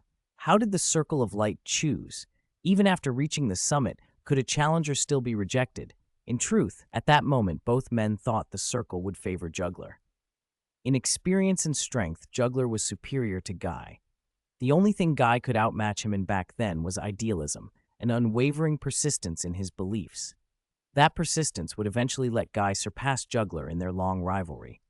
What finally let Juggler get ahead, Juggler alone knew. The circle of light shone on Juggler's face, galaxies of light reflected in his eyes. He widened them and reached his hand toward the long-sought glow. Instead of acceptance, a merciless arc of golden electricity answered. Boom! He was thrown back by a powerful force. As he began to fall, a weakened Kurenai Guy finally found his feet and lunged to catch him. In that instant, Juggler's face went ashen with shock and horror. Why had the circle rejected him? He had overcome every trial, endurance, pain, danger, to get here. Why? Dust-covered Guy stepped forward and extended his own hand. Fate seemed to mock Juggler. The light accepted Guy. A sword materialized within it. Why? Why did it choose you? Juggler demanded, feeling his identity and purpose unravel. Under that anguished question, Guy's figure swelled, and he transformed into Ultraman Orb's true form. The immense power pushed Juggler's rage higher. With that strength, he could avenge those who devastated his home, eradicate evil. Why had it gone to Guy, the man who had seemed inferior in every way? The wind and snow suddenly died.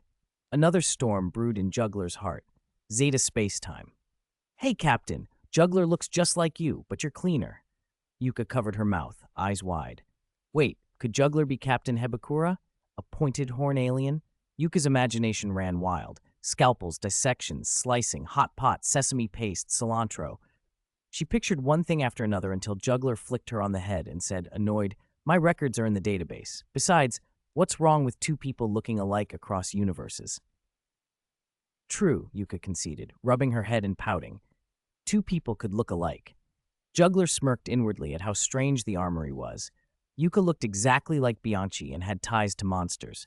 Yoko resembled Sagittari and was an elite warrior. Mr. Tsuburaya Yotaka, who seemed to have helped develop much of the armory's equipment, particularly their special airborne armored mech, and Jinobe were both artisans. Jinobe had forged his destined weapon, the Snakeheart sword. Haruki and Zeta were as naive as the young Kurenai Guy. Zeta hadn't arrived yet, but Juggler assumed he was simple-minded already. Everywhere he looked, he saw echoes of people he used to know. The universe and fate are truly wondrous, he said with a touch of melancholy. Having lived through so much, he finally understood why the light had chosen Guy and not him. But he no longer needed that approval. He had his own path now, his own power, his beloved dark ring, and the experience of having been both chosen and rejected. Back in the video, Guy reverted from Orb to his human form. Transforming into an Ultraman was, in its own way, miraculous. The dust and grime seemed to wash away.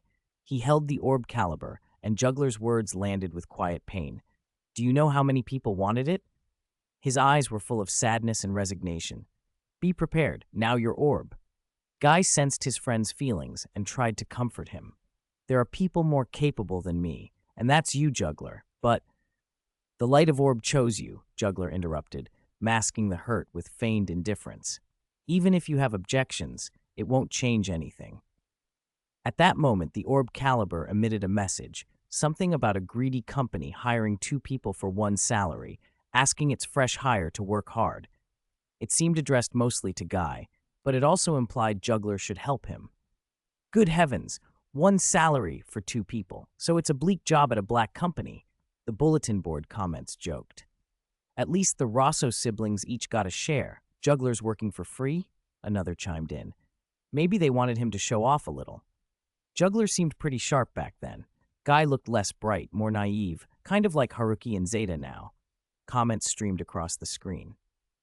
Haruki scratched his head at the like Haruki and Zeta remark. It wasn't exactly flattering. He gave Savenger a hopeful polish, wondering how Zeta would meet and fuse with him. Hey, what do you mean by not so bright? Kurenai Guy protested, offended. On reflection, he realized Juggler had helped him a lot back then, but there was no need to put it as brothers on the surface, fathers in truth, all right? 170. Uba, with all the vegetables lumped together. Trigir glanced at Belial with a half-smile. He had learned a great deal about the Land of Light's past, and naturally, he knew the story of how the Father of Ultra was recognized by the Holy Sword and unleashed his true power. Belial had always been proud and intolerant of any slight. So, the green flames of jealousy only burned hotter within him. Belial snorted, silent. I wonder if you'll surprise me, Trigir said, glancing at Juggler with a smile that was part amusement, part self-mockery. It was plain to see, the moment Kurenai Guy obtained the Holy Sword, the gap between him and Juggler would widen. One day, Juggler might wake up and realize he could no longer keep pace with Guy's adventures, just as he and Taro once had. So Juggler almost became Ultraman Orb? Ha!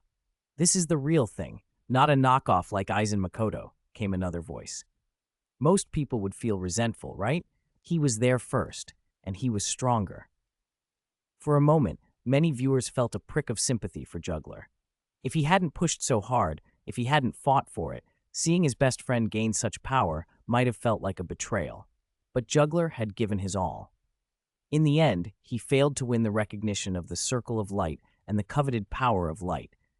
Whether it was because he seemed more cunning than Guy, only Juggler knew. Still, everyone wondered, would their friendship crack over it? Ha! This guy is petty, but he saves that pettiness for odd places. Kurenai Guy replied to the live chat. He and Juggler had been friends for ages, thousands of years, through life and death, and Guy knew him well. Aside from a few grudges, like holding on to a nasty remark from some street loafer for 4,000 years, Juggler wasn't truly small-minded. He had been rejected by the Circle of Light and watched Guy become Ultraman Orb. Yes, but he wouldn't resent his friend for that. Best friends who had been through so much did not let their bonds snap over such a thing. The sorrow and unwillingness were locked away, suppressed until they could simply fade. On screen, Juggler and Kurenai Guy stood side by side, reading the mission text that had flashed up before them. It's telling you your mission, Kurenai Guy said, then corrected himself. No, our mission. This is our first task. Since it's asking me to help you, I'll do it. Juggler's long speech boiled down to that one sentence, and one last caveat. But you absolutely mustn't give me any trouble. Jealousy and confusion took up a sliver of his heart, but Juggler chose to help Guy wholeheartedly, just as he had countless times before. Guy was his brother and half his teacher. Since they'd come this far together, he might as well assist and make plans from within the story. After all, Guy was the protagonist. Juggler was the supporting guy. What harm could that be? They exchanged a look, and Juggler laid a hand on Guy's shoulder. The raised holy sword flashed, a beam leaping into the starry sky, and the 2 figures were gone in a streak of light. For many watching, the sight of the 2 of them together, brother and brother, was moving. Juggler's magnanimity shone brighter than anyone expected. And yet, thinking back to the beginning, Juggler's horned, demon-like form in older scenes felt so different from the relaxed man now. How had he become what he was? Kurenai Guy and Juggler's first mission was to stop the space devil Beelzebub and the mastermind behind it, the Replician Dr. Psyche. Psyche's plot was simple and terrifying. Use Queen's puppet virus to control the war gods, then use those war gods as conductors to spread the puppet virus across the universe. The only cure for the virus was the seed of a mature tree of life. That was the core conflict. Oddly, Kurenai Guy, didn't see the full mission text because it flashed away too quickly. Juggler, however, remembered it perfectly and had already made preparations. Some viewers sensed that something about the plot was off, that Juggler's role might be larger than it appeared. Was he Guy's brother, his father, his rival? The audience watched, curious. They passed through the O50 Stargate into another universe. While traveling, Guy heard a cry for help, an impossible, desperate plea that seemed to echo in space. Juggler murmured, baffled, how could one hear sound in the void? It wasn't until much later that he understood what that moment meant. It was part of what made Guy a warrior of light. Orb seems to inherently have the heart of an Ultra. Zero observed, unfazed. Even before he gained the power of light, he could sense the cries and hopes of living beings. He was a righteous soul, naturally gifted. Zero watched the footage with a weird sort of leisure. Not because he was slacking off while chasing Genegarg, but because he'd been trapped in the sewers by the four-dimensional monster Brutton and could only watch while figuring a way out. Zeta had already gone to Earth to meet pilot Haruki for the first time. Planet Ruri. Juggler and Kurenai Guy touched down. The giant space devil Beelzebub appeared immediately, and Guy transformed into Orb and engaged it. Orb dodged a tail strike, while Juggler took a command post and observed from the sidelines. That's the space devil Beelzebub. Don't get poisoned, the live chat warned. Orb charged and fired a flash attack, but it did no damage. He shifted position and, though still a dim blue light, brought his hands together and released a spatium beam. For a moment, everything seemed to line up. A brilliant blue ray shot out with a roar, and Beelzebub stood like a living target, but Orb missed. The beam struck a nearby mountain wall, sending rocks tumbling. Only a few pebbles nicked the monster. Juggler, watching from the ground, was stunned. "What are you doing? Brace yourself," he yelled. Orb adjusted, grounded himself, and fired again. This time the beam hit true, breaking one of Beelzebub's horns. "Good shot," the chat erupted. Enraged, Beelzebub gathered a purple destructive orb and launched it. Orb neither dodged nor blocked. He was struck and collapsed. The color timer on his chest began to flash red. Orb disintegrated, reverting to Kurenai Guy. The battle, 10, 12 seconds at most, ended with the creature flying off. Many viewers gaped. This was an embarrassingly short debut. Maybe he'd just gained his powers and hadn't learned them yet. Maybe he lacked dramatic music and lighting. Either way, Orb's first fight ranked among the weakest in the Ultra annals. A moment later, Guy and Juggler were tending to an alien child who'd lost both parents. Then the ground trembled. Beelzebub burst up out of the earth. Apparently it had burrowed away, only to ambush them from below. Guy handed the child to Juggler and transformed again. This time, both combatants had learned the lesson. When Beelzebub readied another destructive blast, Orb dodged clumsily but effectively. The monster's wings buffeted him, but Director I, watching, felt a flash of killing intent. The urge to tear that winged fiend apart itched at his hands. Beelzebub swooped for another attack. Orb charged headlong. Juggler, frustrated at the reckless frontal assault, shouted, "Don't go at it from the front. Hit it from below." Orb heard him, found his rhythm, and let out a battle cry. He slid low in an Ultraman slide, skimming the ground, then fired a spatium beam that struck from chest to abdomen down to the lower body. Beelzebub screamed as its torso split and exploded into a shower of sparks and debris. On the surface, Kurenai Guy's fighting, but it feels like Juggler's the one who wants to get in there and fight, the chat buzzed. For a moment, Juggler's image swelled in the viewer's eyes. Part doting guardian, part fierce warrior. Combat experience could be earned, but what no one expected was that the real madcap story was only just beginning. 171. The one who betrayed Juggler was... When did the real split between Kurenai Guy and Juggler begin? It probably started after Kurenai Guy's first battle. He held the orphan child, comforted him, made idealistic promises and vows. Juggler stood nearby and watched, a secret frown creasing his face. Don't make promises you can't possibly keep. War can't be won without sacrifice, he said. The word impossible is just an excuse people who've already given up use on themselves, Kurenai Guy replied. Everything has limits. Belief isn't omnipotent, Juggler answered.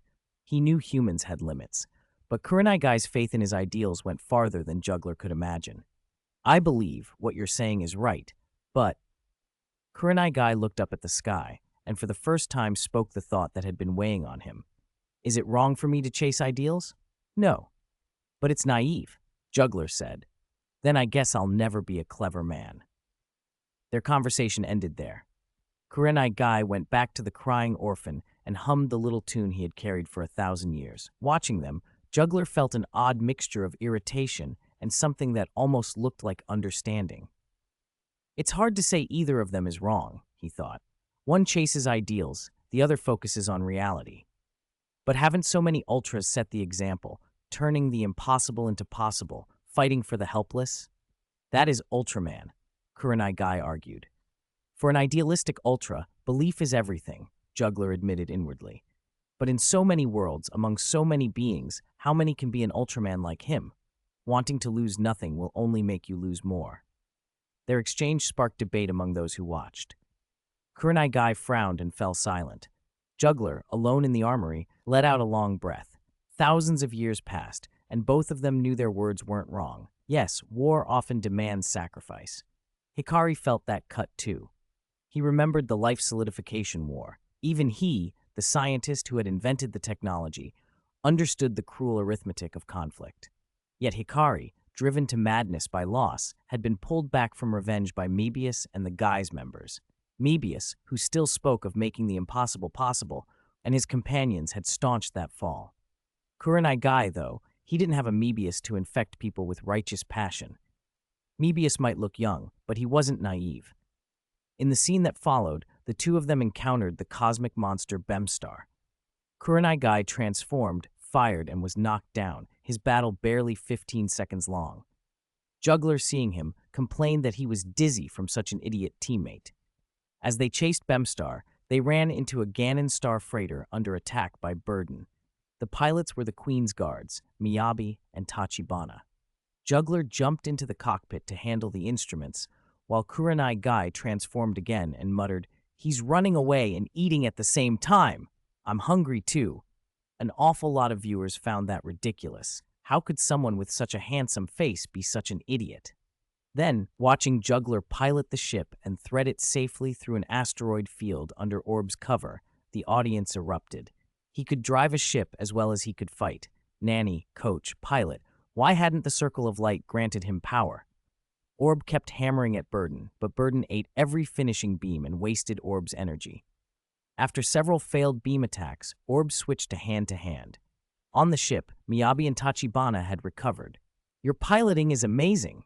Miyabi blurted, surprised. Tachibana found it almost shocking. The three watched the battle. "Is that big one your friend?" Miyabi asked, nodding at Orb fighting Burden. Juggler scowled and finally snapped, "No." "Our queen can turn into a giant too," Miyabi said, and Juggler looked at her, puzzled. None of them noticed the asteroid hurtling toward them until the freighter lost balance and slammed into it. The ship began to break apart, and it looked like they were finished, when suddenly it stopped dead. Juggler opened his eyes and found Orb's giant face right in front of the cockpit. He'd come to rescue them. Juggler had every intention of scolding the other for being distracted in battle, but when Kurenai Guy actually saved him, something inside him softened. The two exchanged a single, perfectly understood ultra nod. That look carried more than words. It was beyond the flimsy label of not friends. Orb set the ship down and turned back to the fight. "So Kurenai Guy was watching out for Juggler all along?" The fans gushed. "When he's fighting a strong enemy, he still has a hand to save his buddy. Juggler's a tsundere. What was Burden even doing? Being honorable?" Rumble. The asteroid beneath them began to disintegrate. They realized Burden wasn't being noble. It was charging its ultimate attack. The asteroid, the freighter, Orb, It all started getting pulled into Burden's maw. With nothing left to lose, Orb shrank and darted into Burden's absorption mouth. The attack was interrupted. Burden started to bloat and then was ripped apart as Orb exploded out of its body. Burden died with a bewildered look. Young Ultra Warriors watching cheered, joking that they'd learned a new trick. Next time they see Burden, they'll do the same. "Let's call it, Sis, I'm inside you!" Someone laughed. Orb turned and locked eyes with Juggler in the cockpit. Miyabi praised them both again. "You and your friend are incredible." "I told you he isn't," Juggler started. "He's not your friend, right?" Miyabi teased, giggling. Juggler had no answer. His mouth, set in a permanent line, twitched at the corner into something like a smile. In Zeta spacetime, Miyabi's smile did something to him. It had been a long time since he'd visited her grave. The last time, he'd brought a flower and a local specialty Riku Asakura had sent from Okinawa, a lion plush. In the past, he would have risked being wanted by 7 universes to visit her. Now he looked at Haruki, Yuka, Yoko, and everyone else around him and decided this wasn't the time. Better to stay in the armory, to protect them, especially Haruki and Zeta. He could not let them grow weak the way Kurenai Gai had been. The scene shifted. Miyabi watched flashbacks of the sword practice between Juggler and Kurenai Gai. She'd seen Juggler defeat Kurenai Gai with graceful precision and had admired him. When Juggler told her the blade was the Snakeheart sword she'd dreamed about, her heart flamed. She begged him to take her as a disciple of the Jashin style. Juggler flatly said, "Kotowaru, I refuse." Though he had told Kurenai Gai not to be ruled by emotion, Juggler himself was bound by them. He was kind in his own way, but didn't show it. He knew the dangers of the Jashin style and worried for Miyabi, newly met and too eager. Yet something about her appealed to him. He felt concern for her safety. Miyabi pressed him. "Who betrayed you? A woman? You're handsome. Surely you were popular with women." Juggler's smile was wry. "I wasn't betrayed by a woman. Then was it your friend, Kurenai Gai?" she asked. The audience watching felt their breath catch at the suggestion. Could Kurenai Gai, the thick-browed, big-eyed fool, ever betray Juggler? In the clip, Juggler laughed as if he'd heard the world's biggest joke, and for the first time showed a genuinely bright grin. "Kurenai Gai? That guy would never betray anyone. He's just a big fool." "Then who betrayed you?" Miyabi pressed. The smile faded. Juggler was quiet for a long moment. He remembered his town being destroyed, learning the Jashin style as an apprentice, the moment the Circle of Light rejected him, the time he doubted himself. At last, he showed a smile that was all bitterness. "It was me," he said. 172, the queen of this era. In Zeta spacetime, Yuka poked Juggler's shoulder twice. "Captain, you're spacing out again." "Hey, are you really Juggler right now?" she teased. "Wouldn't anyone be stunned to see someone who looks exactly like them?" Juggler replied, chuckling and slipping easily into his performance. Everyone in the armory accepted it at face value. Only Haruki looked at him with suspicion, remembered the earlier grab, and kept silent. "What you said actually makes sense." Yuka nodded, thoughtful. The idea nagged at her. Someone who looks exactly like me? Me from another universe? Planet La Rochefoucauld? Across a universe and a lifetime away, Bianchi brought a pile of firewood into a modest home and stacked it in the corner. A plump, well-fed snake flicked its tongue against her shoulder. This was Crowley, Juggler's original pet. When they parted, Juggler had entrusted Crowley to Bianchi's care. Perhaps as a keepsake. The snake had grown fat under her care.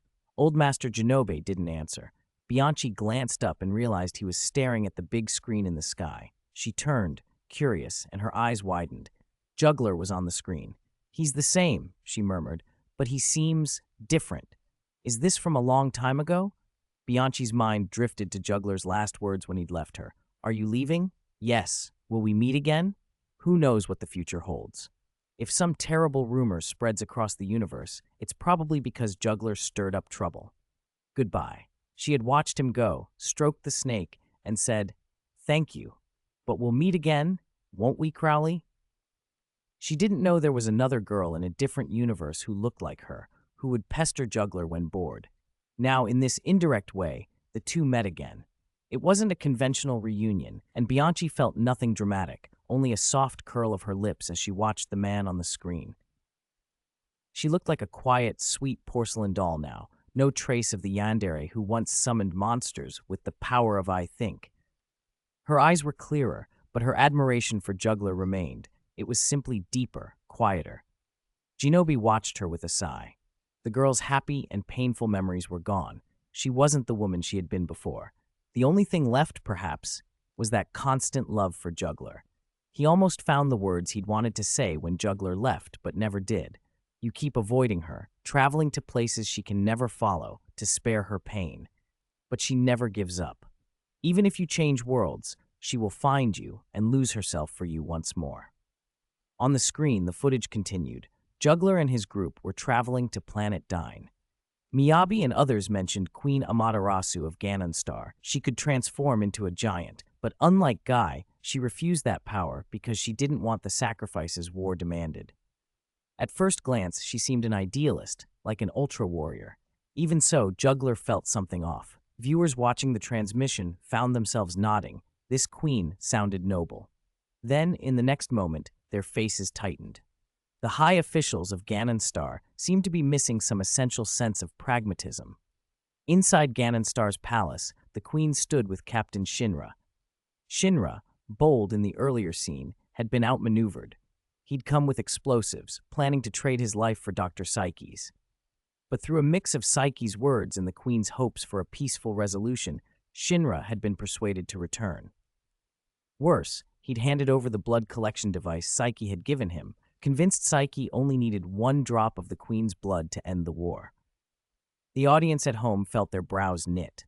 Captain of the Royal Guard or not, you can't just believe someone like that without proof. He could have restrained Psyche and brought him back. Even more shocking was the queen's first reaction. She asked aloud, "If I give him one drop, will it bring peace?" and seemed ready to comply. A drop of her blood could allow Psyche to spread a puppet virus through the universe. Everyone would become mindless puppets, and war would end in that perverse way. It made a terrible kind of sense. Viewers recoiled. Is this really the ruler of a nation? But the queen's character was stranger still. She'd spoken of giving the drop, then changed her mind. As queen, I decide how to protect my planet. I won't live in a world made by demons. Peace achieved through someone else's manipulation is not true peace. She returned the device to Shinra. Later, Shinra was accused, slandered, and exiled to the prison planet Dine, the very destination Juggler and his group were heading toward. The audience was perplexed. Her decisions were inconsistent, her reasoning convoluted. Miyabi's words echoed, "This man can transform into a war god. Why not put him to the test?" Victory isn't the only point. Protecting dignity and showing strength matters. You can't just seek peace with words while an enemy taunts you. A hungry wolf isn't placated by pleas. You have to be stronger. Dignity is earned where the Ultra Bracelet's serrations bite, truth where the spacium beam strikes. The Land of Light embodied that principle, and even it had endured war after war. Queen Amaterasu's reluctance seemed naive in that context. For a moment, sympathy for Ganon Star's people crept in. Once scornful viewers considered holding back, giving the queen a chance. Still, the uneasy truth remained. Juggler and his group would interact with this queen. Fighting on foreign ground complicates everything. Ace, who ran a meat processing plant and had little patience for the gullible or the team player pressure types, had already clenched his fists. He despised people who accepted everything they were told, and those who pushed their buddies into a corner. Queen Amaterasu seemed to embody both, and it looked like Juggler and Guy were in for a rough road. Around the viewers, other faces hardened. Juggler sneered. Guy's expression was bitter. Cosmos, watching from planet Juron, sighed. Dinah, in Decker's future universe, clenched his fists. Gamu and Fujimiya, fresh from defeating the angel Zog, felt a chill. "What is it?" Gamu asked. Fujimiya's voice was cool. "I have a strange feeling. I feel like Juggler's path is going to become intertwined with ours," he added. Gamu stared in surprise, but Fujimiya said no more. He'd seen something of his own past in Juggler. The current Juggler had not yet reached that point, but the echo was there. On planet Juron, Master Gao sighed, and Justice looked puzzled. "Why the long face?" Cosmos Musashi spoke with guilt in his voice. "I regret it. I was presumptuous, applying my beliefs to others. I didn't expect it to hurt him." Master Gao, who drifted among universes, had once passed by planet Ganon and found a world transformed, skyscrapers rising where the tree of life had stood, their design echoing branches as a memorial. The loss had not crushed Ganon's people. Instead, they had prospered, becoming a resort for the Interstellar Alliance. To those who remembered the war, the sight felt strangely ironic. That's right, Cosmos continued. He wasn't a warrior of light. He wasn't obligated to take part. He protected others in his own way. Compared to that, I was the one who was naive. I never expected Queen Amaterasu to forgive Psyche. For a moment, I feared I'd helped a villain. What he did not know, what would have shaken Master Gao to his core, was that the Tree of Life, in the end, chose Juggler, not anyone from Ganon's star. Justice patted his old comrade on the shoulder.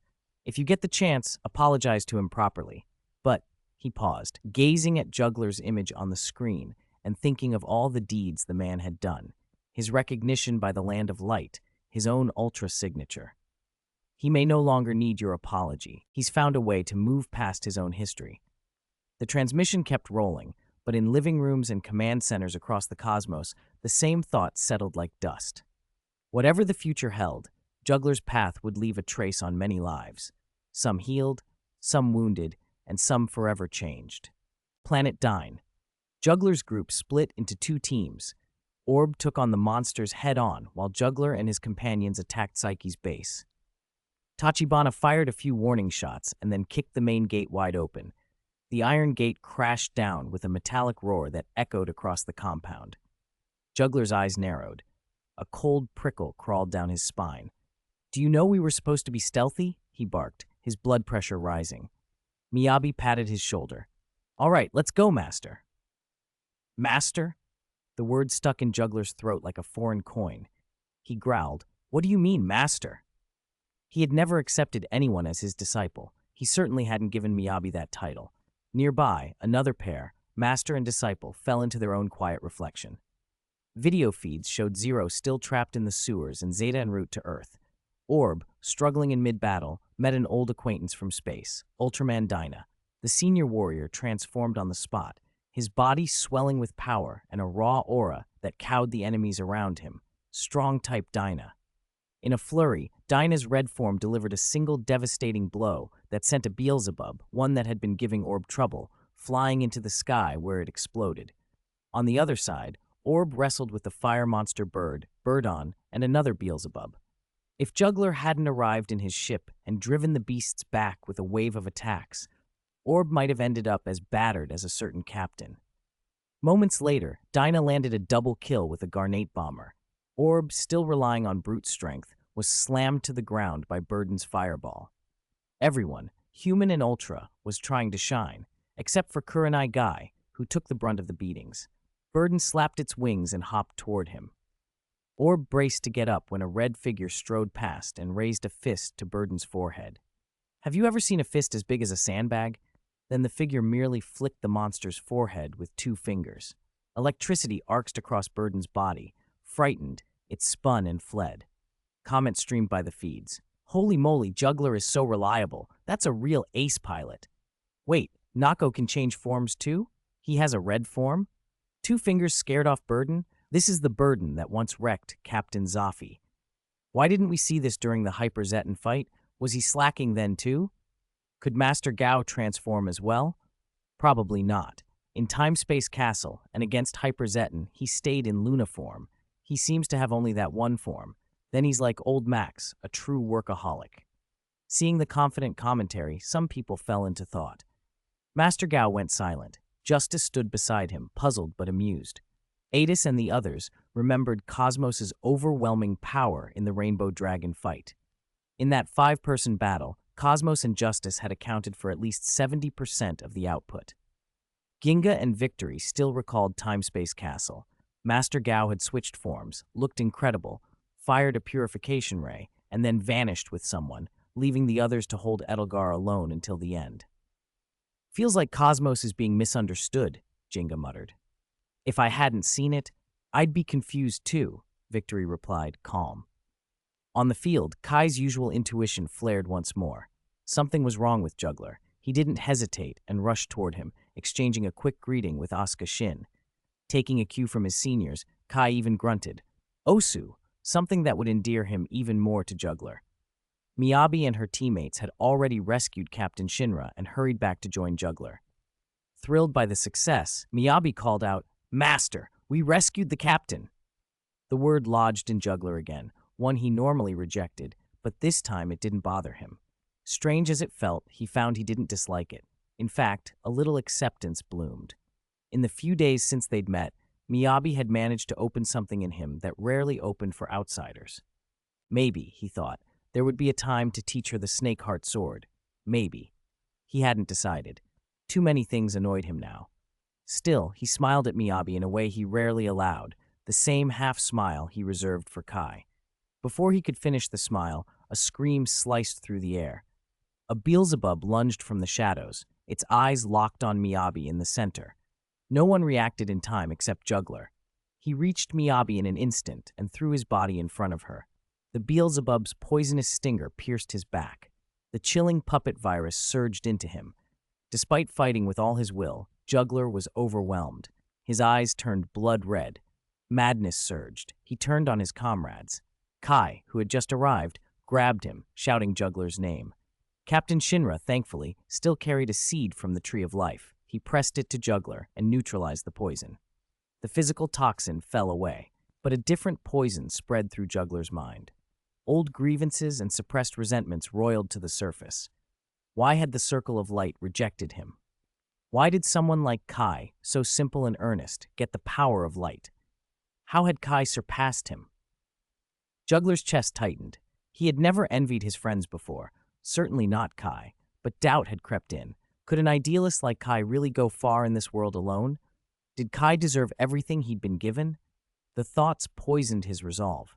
At once, he found himself pulling back. He no longer wanted to help Kai the same way. His long-held perceptions shifted toward a bleaker realism. After they returned to the ship, Juggler and Kai sparred as they always did. Juggler won again, but without his usual grin, only a tight frown. Even the spectators could tell Kai had held back at the end. In truth, Kai's strength was already surpassing Juggler's. The outcome stung Juggler more than it would have if Kai had fought to his limit. Asuka later confronted Kai. He'd noticed something off too. "Why did you hold back? Afraid of embarrassing Juggler?" he said, punching Kai lightly in the chest. "If you trust him, you should fight him honestly. Holding back only hurts him more." Kurenai Guy murmured, "Yes, I should have fought him properly back then. It would take him 1,000 years to fully realize where he'd gone wrong." Despite his turmoil, Juggler was not without small comforts. Miyabi nursed his injured hand after the last fight, opened a can of peaches for him, sat beside him, worried about his condition. After the spar, she thoughtfully offered him a handkerchief to wipe his sweat. Comments flooded the feeds. "Miyabi is so good to this master. She's Juggler's white moonlight, I guess. What will their relationship be like?" As long as Miyabi and Kai are around, Brother Juggler will be okay. His stress resistance is obvious. Watching the praise scroll by, Juggler felt a tangle of emotions in the armory. Fortunately, his tolerance for stress had strengthened since earlier days. His mood didn't swing wildly. Meanwhile, the audience joked about Asuka's increasingly colorful hair. Asuka, who had seen Lord Psyche's attack on Ganon, began to call for help. Light flared across him as his consciousness crossed the stars to contact another Ultra who could come to support. Master Gao, Cosmos. Cosmos plunged into the fray above Ganon's star and unleashed a purification ray. For a moment, it calmed swarming monsters, but he realized that as long as Puppet Poison and Beelzebub remained active, his purification would only be temporary. Those taints would simply recur. With grim resolve, Cosmos turned and flew directly toward Ganon. Here, the narrator notes, "I wrote monsters intentionally. I still don't understand why the production made 2 Choju back then. Cosmos probably couldn't purify those things." In the 4th-dimensional sewer, Zero watched the feeds and paused. "Wait, Cosmos went too? And Dinah contacted him?" He grumbled to himself. "You two teamed up for a group fight and didn't call me? Really?" Zero left the group chat in a huff. He muttered that if he'd been there, he would have soloed Psyche's army. After all, how much stronger could they be than the Bako Seijin's forces? Even Zero, who hated overthinking, felt the situation beginning to tilt into danger. If more hotheads like Ace or other old-timers had joined earlier, Juggler might never have been put in such a position, could even have avoided becoming an unofficial casualty of the Land of Light. Psyche's forces hadn't even breached Ganon's atmosphere yet. If they were met head-on, someone might have taken drastic action. Director I never tolerated humiliation and had hardened since leaving Earth. Yamanaka and the others had pushed him further. Psyche's ambitions spanned the universe, and for people like Ace, that was unforgivable. At worst, they'd kill them all and be done with it, an ugly but decisive end to the conflict. Seiji, the situation is urgent. Bring Amaterasu. Seiji, the situation is urgent. Bring Amaterasu. Amid Zero's muttered complaints, the scene shifted to Ganon's star and its tree of life. Queen Amaterasu and her people knelt in prayer beneath its branches. Then Beelzebub's shriek tore through the night, throwing everyone into panic. Queen Amaterasu looked at her gathered people and said, "The tree of life has heard our plea. You may withdraw." With that, her subjects hurried away. The queen remained alone beneath the tree, facing Beelzebub, a monstrous thing towering dozens of times her height. She walked forward without fanfare, as if she had made a decision. The live commentators and viewers leaned in, whispering, "Has her intent been conveyed to the tree? Can she transform? Is she finally going to fight the monsters? Did we misjudge her? Letting her people go and staying behind, she's braver than we thought." Curiosity rippled through the crowd, but the next moment, everyone heard the queen call out to the invader instead. "Dr. Psyche, can you hear me? I accept your terms. I will go with you. Please do not harm the people of this planet. My people are innocent. I beg you, Dr. Psyche." Psyche scoffed. He wanted a war god, not the queen in her current state. Even the audience hadn't expected this. Rather than transforming, Queen Amaterasu was on her knees, humble and pleading. When Psyche didn't immediately respond, she grew more anxious. "As long as you promise to withdraw from Ganon immediately, I will go with you right now." Viewers blinked in disbelief. A moment ago, her posture had suggested she was about to transform, but in the end she was raising a white flag. She was even calling Psyche doctor and begging him. This war had already reached their doorstep and started spilling blood. Well, she swore to Captain Shinra she wouldn't compromise and would take responsibility for her people. Maybe this is her idea of responsibility, some said. Good heavens, her subjects are still willing to fight. Why does Her Majesty surrender first? As a queen, has she forgotten her role? Begging the enemy for mercy? Confusion and anger erupted. Why did the queen keep acting in such unexpected ways? Even if she truly cared about the planet, if Psyche accepted her surrender, why would he stop invading Ganon's star? She was so weak, even with the war god's power, after giving away her last strength. Why would the enemy be merciful? Her actions, treating human lives like trifles, made countless viewers mutter, "What the hell?" Ace's red-eye effect nearly flared. "Brothers, the situation's urgent," he began, but Minami Yuko grabbed him. "Hoshi, calm down," she hissed, keeping him from acting rashly. Elsewhere, on planet Juron, Justice's fists were already creaking. When Cosmos had narrated the situation earlier, it hadn't sounded so wrong, but seeing the queen plead in person convinced Justice something was off. He growled, "Don't explain, let me see for myself." His voice was a cold blade. Master Gao, who heard it, only gave a bitter smile. If Justice beat him later, he'd accept it. The camera cut again. Queen Amaterasu, rescued by Master Gao, had returned to the palace and now conferred with a dignified general in front of a stone relief of the Tree of Life. General Raiju, one of the few level-headed men on Ganon's star. The general advocated war, not out of bloodlust, but because he understood cold consequences. An invading army at their doorstep would not be moved by words and would not show mercy. That was common sense. Ganon's star's greatest hope was the queen transforming into a war god and protecting her people. But the queen said, voice shaking, both the war god and Beelzebub were born from the Tree of Life. A battle between them will set an irreversible course and bring disaster to our people. Her agitation grew as if she were trying hard not to feel the fear in her bones. It will definitely end like that. It's too terrifying. Her words made it plain. She refused to become the war god. The memory of her mother transforming and fighting to the death had scarred her. General Raiju and countless viewers were stunned. The general assumed it might be prophetic and tried to set that aside. But then, if she refused to transform, wouldn't the people be utterly destroyed? If the war god did not face Beelzebub, the puppet virus could spread beyond Ganonstar to the entire universe. Could there be a worse outcome? The general clenched his fists, struggling with his duty and etiquette toward his sovereign. He suppressed his anger and asked, measured but fierce, "So you intend to surrender without a fight? To let the enemy manipulate you?" The queen's gaze was steady as she spoke. "I don't want my people to suffer such horrors. But right now, only the war god can protect them," the general insisted. At that, the queen broke down, voice choked. "Why don't you understand?" Her breakdown was childish, and it infuriated the general. "Your Majesty," he roared, slashing his sword at the prophecy stone behind him. The blade sang through the air and stopped mere inches from the stone. He had not meant to actually strike it. He wanted to prove the so-called royal prophecy was not absolute. Maybe it was true, maybe it wasn't. Raiju wasn't a prophet. He was a man who loved his homeland. Facing invasion, he had seen his people die and suffer. For him, there was no better choice. Action must be taken. Look at the reality before you.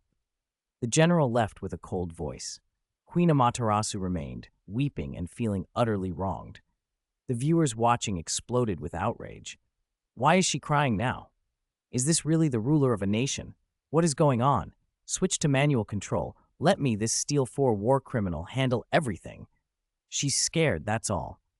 She keeps saying she doesn't want her people to fall into danger, but this is the biggest crisis the planet has ever seen. The whole world is surrounded. What is she thinking? As the strongest combatant and the queen, you refuse to transform and instead look for peace talks? Sigh. I miss Captain Iruma and Ellie. Those women could thrash this queen. Hands balled into fists as curses and disbelief flooded the streams. Even Minami Yuko, who had been trying to calm Ace, could barely stay composed. She had a fierce heart under her gentle exterior. Unable to suppress her anger, she poured herself into Ace's will and snapped, "Hoshi, the situation's urgent. Let's." "Huh." Hokuto slammed a hand over her mouth, face white. The killing intent from this girl was real.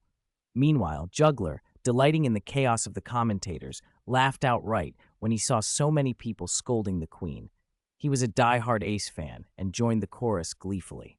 The Ultras of the Land of Light watched in stunned silence. They had seen countless wars and knew their cruelty. Even pacifist Ultra warriors agreed on one thing: peace has to be fought for. As a leader on Earth had once put it, trade one punch to avoid 100. So the queen's critics had a point. As ruler, she should shoulder responsibility. But her actions had given the impression that she cared more for herself than for her people. She seemed cowardly, and in the enemy's eyes, that cowardice looked like the whole nation's. Worry tightened as Juggler and his group pushed toward Ganon's star. What setbacks would they meet? Aboard their ship, they ran into hosts of enemies, but Kai's progress surprised everyone. Beelzebub, which had once fought him hard, now fell to a single rider kick. Orb, outside the ship, exchanged a glance with Juggler, letting him witness Kai's growth. Juggler, who would normally have been pleased, instead felt an aching sense of distance. "Kai, how much have you grown?" he murmured, a sadness tracing his voice. If this continued, their adventure would become a solo one. Kai had surpassed him so completely since becoming the Warrior of Light. Miyabi, piloting the ship beside him, heard Juggler's sigh and the distracted tone in his voice. She pressed her lips together, unsure how to put her feelings into words. Sadness and pity for Juggler swam behind her eyes. At least he had accepted her as an apprentice in some half-hearted way. He still talked to her occasionally and praised her piloting and diligence. He was a tsundere, stubborn outwardly but soft inside, and Miyabi took comfort in that softness. She believed there would still be time to unravel Juggler's melancholy, to reach him in ways he couldn't admit he needed. One glance confirms it's pure and innocent. General Raiju's words and the people's cries of agony seemed to harden the queen's resolve. At last, she decided to transform into the war goddess. As she moved, Musashi appeared from nowhere and stared into her eyes. In that instant, he understood her reluctance, her unwillingness, her indecision. It was as if she were being forced into this. Her gaze was weak and bewildered, full of uncertainty. Someone like that, unprepared, would find it hard to succeed. Yet she still stepped forward. Musashi respected others' choices. He meant to stop her, but he wouldn't force her if she insisted on transforming. Besides, Master Gao, who had only joined the battle partway through, didn't know how formidable the queen was. He only encouraged Amaterasu, hoping she would learn how to truly protect her world, and then watched as the queen left, escorted by guards. The scene shifted back 2 days to dawn. Led by Queen, 2 Choju and a horde of Beelzebub descended on Ganon Star. The military and civilians rose up and fought with desperate courage, but they were routed and suffered terrible losses. At that time, the queen had been conducting the final assimilation ritual. The sky did not brighten until later. Only then did everyone see the full tragedy that had befallen Ganon Star. Their resentment at the indecisive, seemingly incompetent queen swelled. Whoosh! The air tore asunder. The two controlled Choju, Beluokin, and Bakishim unleashed a barrage of light bullets and flame, hammering the palace. Buzz, an incredibly dazzling golden light barrier shot up, shielding the royal palace and the Tree of Life. The Choju's attacks struck the barrier like pebbles on glass, doing no damage. Under the stunned gaze of countless people, a gigantic figure of gold and silver coalesced in the center of the shield. The Ganon war goddess had finally appeared. The audience's excitement spiked. With the war goddess's presence and effects, who's afraid of Psyche's army? So it had been because the queen was cowardly after all. Countless people cheered, convinced at last that their queen had stood up. Musashi on the ground nodded and said, "Asuka, this is the answer she found." Viewers blinked. "Master Gao, are you a commentator now? So you've been watching from the sidelines this whole time?" Vast golden energy rearranged into ancient runes, converging into the crystal on the war goddess's forehead. She shouted, and a golden beam ringed by an emerald halo shot forth from the gem, the war goddess's forehead beam. Visually, it rivaled Zero's Sirius Amirium slash. The strike was devastating. Its bombardment set the land ahead ablaze and belched up thick smoke. Rocks and sand were hurled skywards like a black wall, blocking the enemy. Holy cow, so strong, the audience thought. The queen had finally seen sense, but in the next instant, everyone realized the dazzling beam had excavated a massive chunk of Ganon Star and had not touched the enemy. "Good heavens, what are you protecting? What kind of third-rate combat technique is this?" someone shouted. "Damn it, I can't take this. She can't even hit with a Q ability." "You should be blasting the Choju. Are you afraid they'll cry out in pain? Why are all your attacks hitting the ground?" Blood boiled among viewers. Before they'd been unsure of the war goddess's true power, now they could see her aura could have overwhelmed the monsters. Yet the queen wouldn't deal a killing blow. The lives of the Choju were lives too, and by sparing them, she let the enemy roar and press forward. Fighting 1-on-4, the war goddess quickly found herself at a disadvantage. Kurenai Gai, Asuka, and Musashi all reacted. Omo. Musashi couldn't understand it. The queen clearly looked unwilling to fight, lacking resolve. She seemed forced into fighting.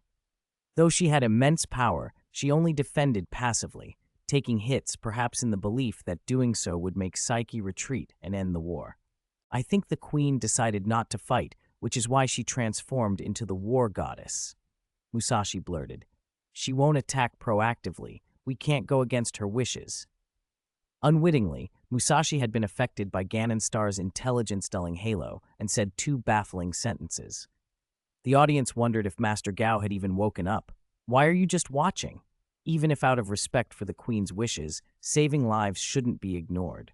The 3 Ultra Warriors present hesitated. Juggler frowned as he scanned the battle. His blood pressure hadn't dropped since the beginning. What exactly was happening? He thought in confusion. Psyche intended to harm the universe. Just defeat him, and that's that. Why did so many people hesitate? Because the queen lacked a fighting spirit, and those 3 respected her wishes and hesitated to act? Boom. The war goddess, exhausted from holding on, collapsed. Asuka and Kurenai Gai couldn't hold back any longer. Under Juggler's puzzled gaze, they each raised their glade sword and orb caliber.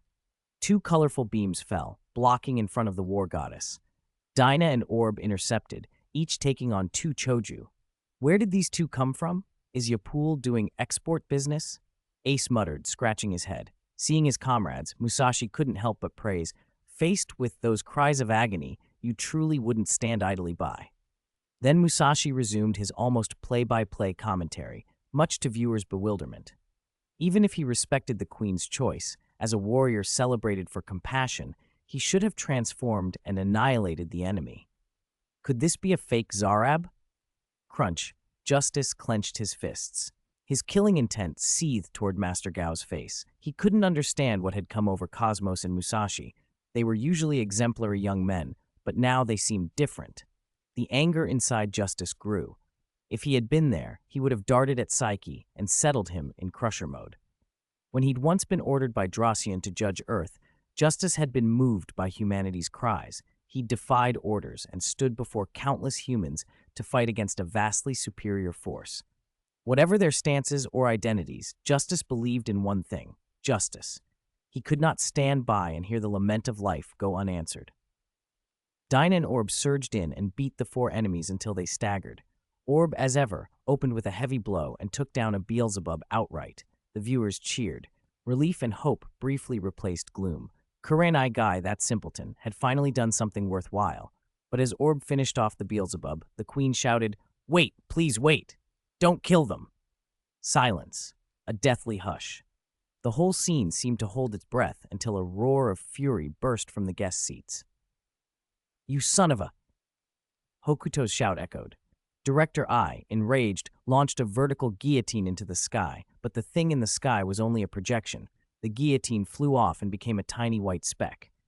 "You want to save the Choju and those demons?" Ace couldn't bear to watch. As an ultra warrior, he respected the wishes of a planet's natives. The space garrison always followed that principle. But how could the ruler of a people ask for mercy when her people were being slaughtered and their homes destroyed? It was an affront to everything the Land of Light stood for. The Land of Light's people were known as bleeding hearts, but true bleeding hearts sacrificed themselves, not made a mockery of others' lives. If the saints of the Land of Light were fools, their race would have died out in the Great Extinction 270,000 years ago. An inept queen like Amaterasu sullying the term bleeding heart was an insult to the warriors of the Land of Light and to the heroic souls buried in the silvergrass forest. That stoked Ace's fury even more. In the Galaxy Rescue Force, the former Queen of Ganon and the previous war goddess, Izana, watched in disbelief. "Do you understand you are the Queen of Ganon's star?"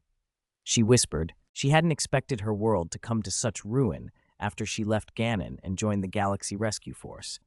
In her reign, she'd faced terrifying invasions, but had never retreated. She always stood before her people, even if death beckoned. Amaterasu's behavior made Izana not even want to claim her as a daughter. The Rescue Force's name implies rescue, but Amaterasu's actions seemed to mock everything Izana had done. On the feeds, viewers' voice and laughter mixed with anger. It's rare these days. Even Choju and space demons have people pleading for them. What would the countless innocents who died on Ganon Star think? Mock her in youth, mock her in prime, mock her in old age, mock her even underground. The crowd's derision made some understand why the three Ultra Warriors hesitated. No wonder Master Gao was slacking off. He's playing 4D chess. Exactly. I get Musashi now. He knew the queen was hopeless and did nothing on purpose. Amazing. Suddenly enlightened, many viewers apologized to Master Gao. So that was why the three had stalled. They thought the queen was beyond hope, but couldn't explicitly abandon the innocent. It was a thankless, miserable job. Omo's first mission was absurd, a black-hearted company from the start. Armory. How tragic to be stuck with a queen like that. Yuka muttered. Juggler chuckled softly at the remark, but a wave of nausea still ran through him. He had seen everything with his own eyes. Queen Amaterasu's words had been preposterous, something that could have made the top 10 list of cosmic jokes. Ganon Star had already paid too high a price, countless dead and wounded. The word dead tightened Juggler's pupils. 1,000 thoughts collapsed into a single, silent sigh. An alarm screamed. A monster had appeared on the armory's feed and was rampaging through the city. "It's the ancient monster Gomez!" Yuka cried, eyes bright. Juggler laughed shortly, then barked orders, sending Haruki, Yoko, and the others into action. "Everyone, show them how to act when danger strikes." On Ganonstar, the battle had reached a fever pitch. The war god lay on the ground, oddly watching the scene unfold like it were a live spectacle. Because she had given up less than 2 minutes into the fight, General Raiju had been forced to lead his remaining troops into close combat with Beelzebubs that were hunting down civilians. How had the country come to this? The general wondered as he charged, knife in hand, to cover the retreat of the people. Mortal soldiers could not match the Beelzebub's power. They were being overwhelmed, and the general himself nearly fell. At that moment, Juggler and his team arrived. "Hoo-ah!" Juggler roared. A blade technique descended from the sky and drove through the crown of a giant Beelzebub in a single clean strike. Bright bullets streaked in from nearby, Miyabi and Yuka firing their 4 guns to support. Within seconds, the Beelzebub, dozens of times larger than they were, collapsed beneath Juggler's sword. The decisive blow felt like a sedative to the frayed nerves of the audience. As expected, they thought, rely on Brother Juggler. "I'm sick of this," Dr. Psyche shouted at the devastated Ganon star, laughing in a strained, almost hysterical voice. "Mutual slaughter, rivers of blood, deciding everything by battle. I'm tired of a universe like this." Countless viewers blinked. Didn't you start the war? And what did he mean by mutual slaughter? Even villains, apparently, could complain to the heavens. The war god, slack and restless, shed a tear of golden light that disintegrated into motes in the air. She remembered the prophetic tablet. When the war god meets the queen of Beelzebub, Queen, the queen of Beelzebub, flew to meet her, and the absurd happened. Their brainwaves linked. Dr. Psyche was startled. He hadn't issued that command. Soldiers and civilians resisting the invasion were stunned too. The enemy stopped advancing. Dinah and Orb, who were fighting a Choju super beast, blinked in disbelief. Musashi, blood pressure rising, shouted into his commentator role, "She wants to communicate with the Queen of Beelzebub." For a moment, the two queens seemed to talk calmly, almost harmoniously. Juggler watched, stunned. Could true negotiation end a battle? For an instant, he felt the pull of that ideal, the same power Kai chased. Then the illusion shattered. After Queen Amaterasu had babbled on for some time, the Queen of Beelzebub shrieked, "Idiot, I was only playing with you. Taste my poisonous sting." The ground behind the war god exploded. A Beelzebub burst forth, its poisonous barb flashing coldly, and drove straight into the war god's back. The puppet poison flooded her system. She screamed as her eyes went crimson. She was controlled. "Queen, why?" Even as the poison did its work, the war god reached trembling hands toward the Queen of Beelzebub, pleading. People's hearts grew heavy with weary helplessness. Some were too worn to hurl more insults at their own queen. Others watched in stunned silence. In the land of light, Father of Ultra and Mother of Ultra exchanged a look. Father of Ultra sighed. "This is good in a way." Aunt Marie agreed, nodding. "Let the young see, so when they visit other worlds, they'll know not to act like fools." Her voice softened with regret. Princess Yulian once met the previous queen of Ganon Star, Izana. She praised her as a breath of spring, a wise ruler. Izana even abdicated and joined the Galaxy Rescue Force, doing great things for universal peace.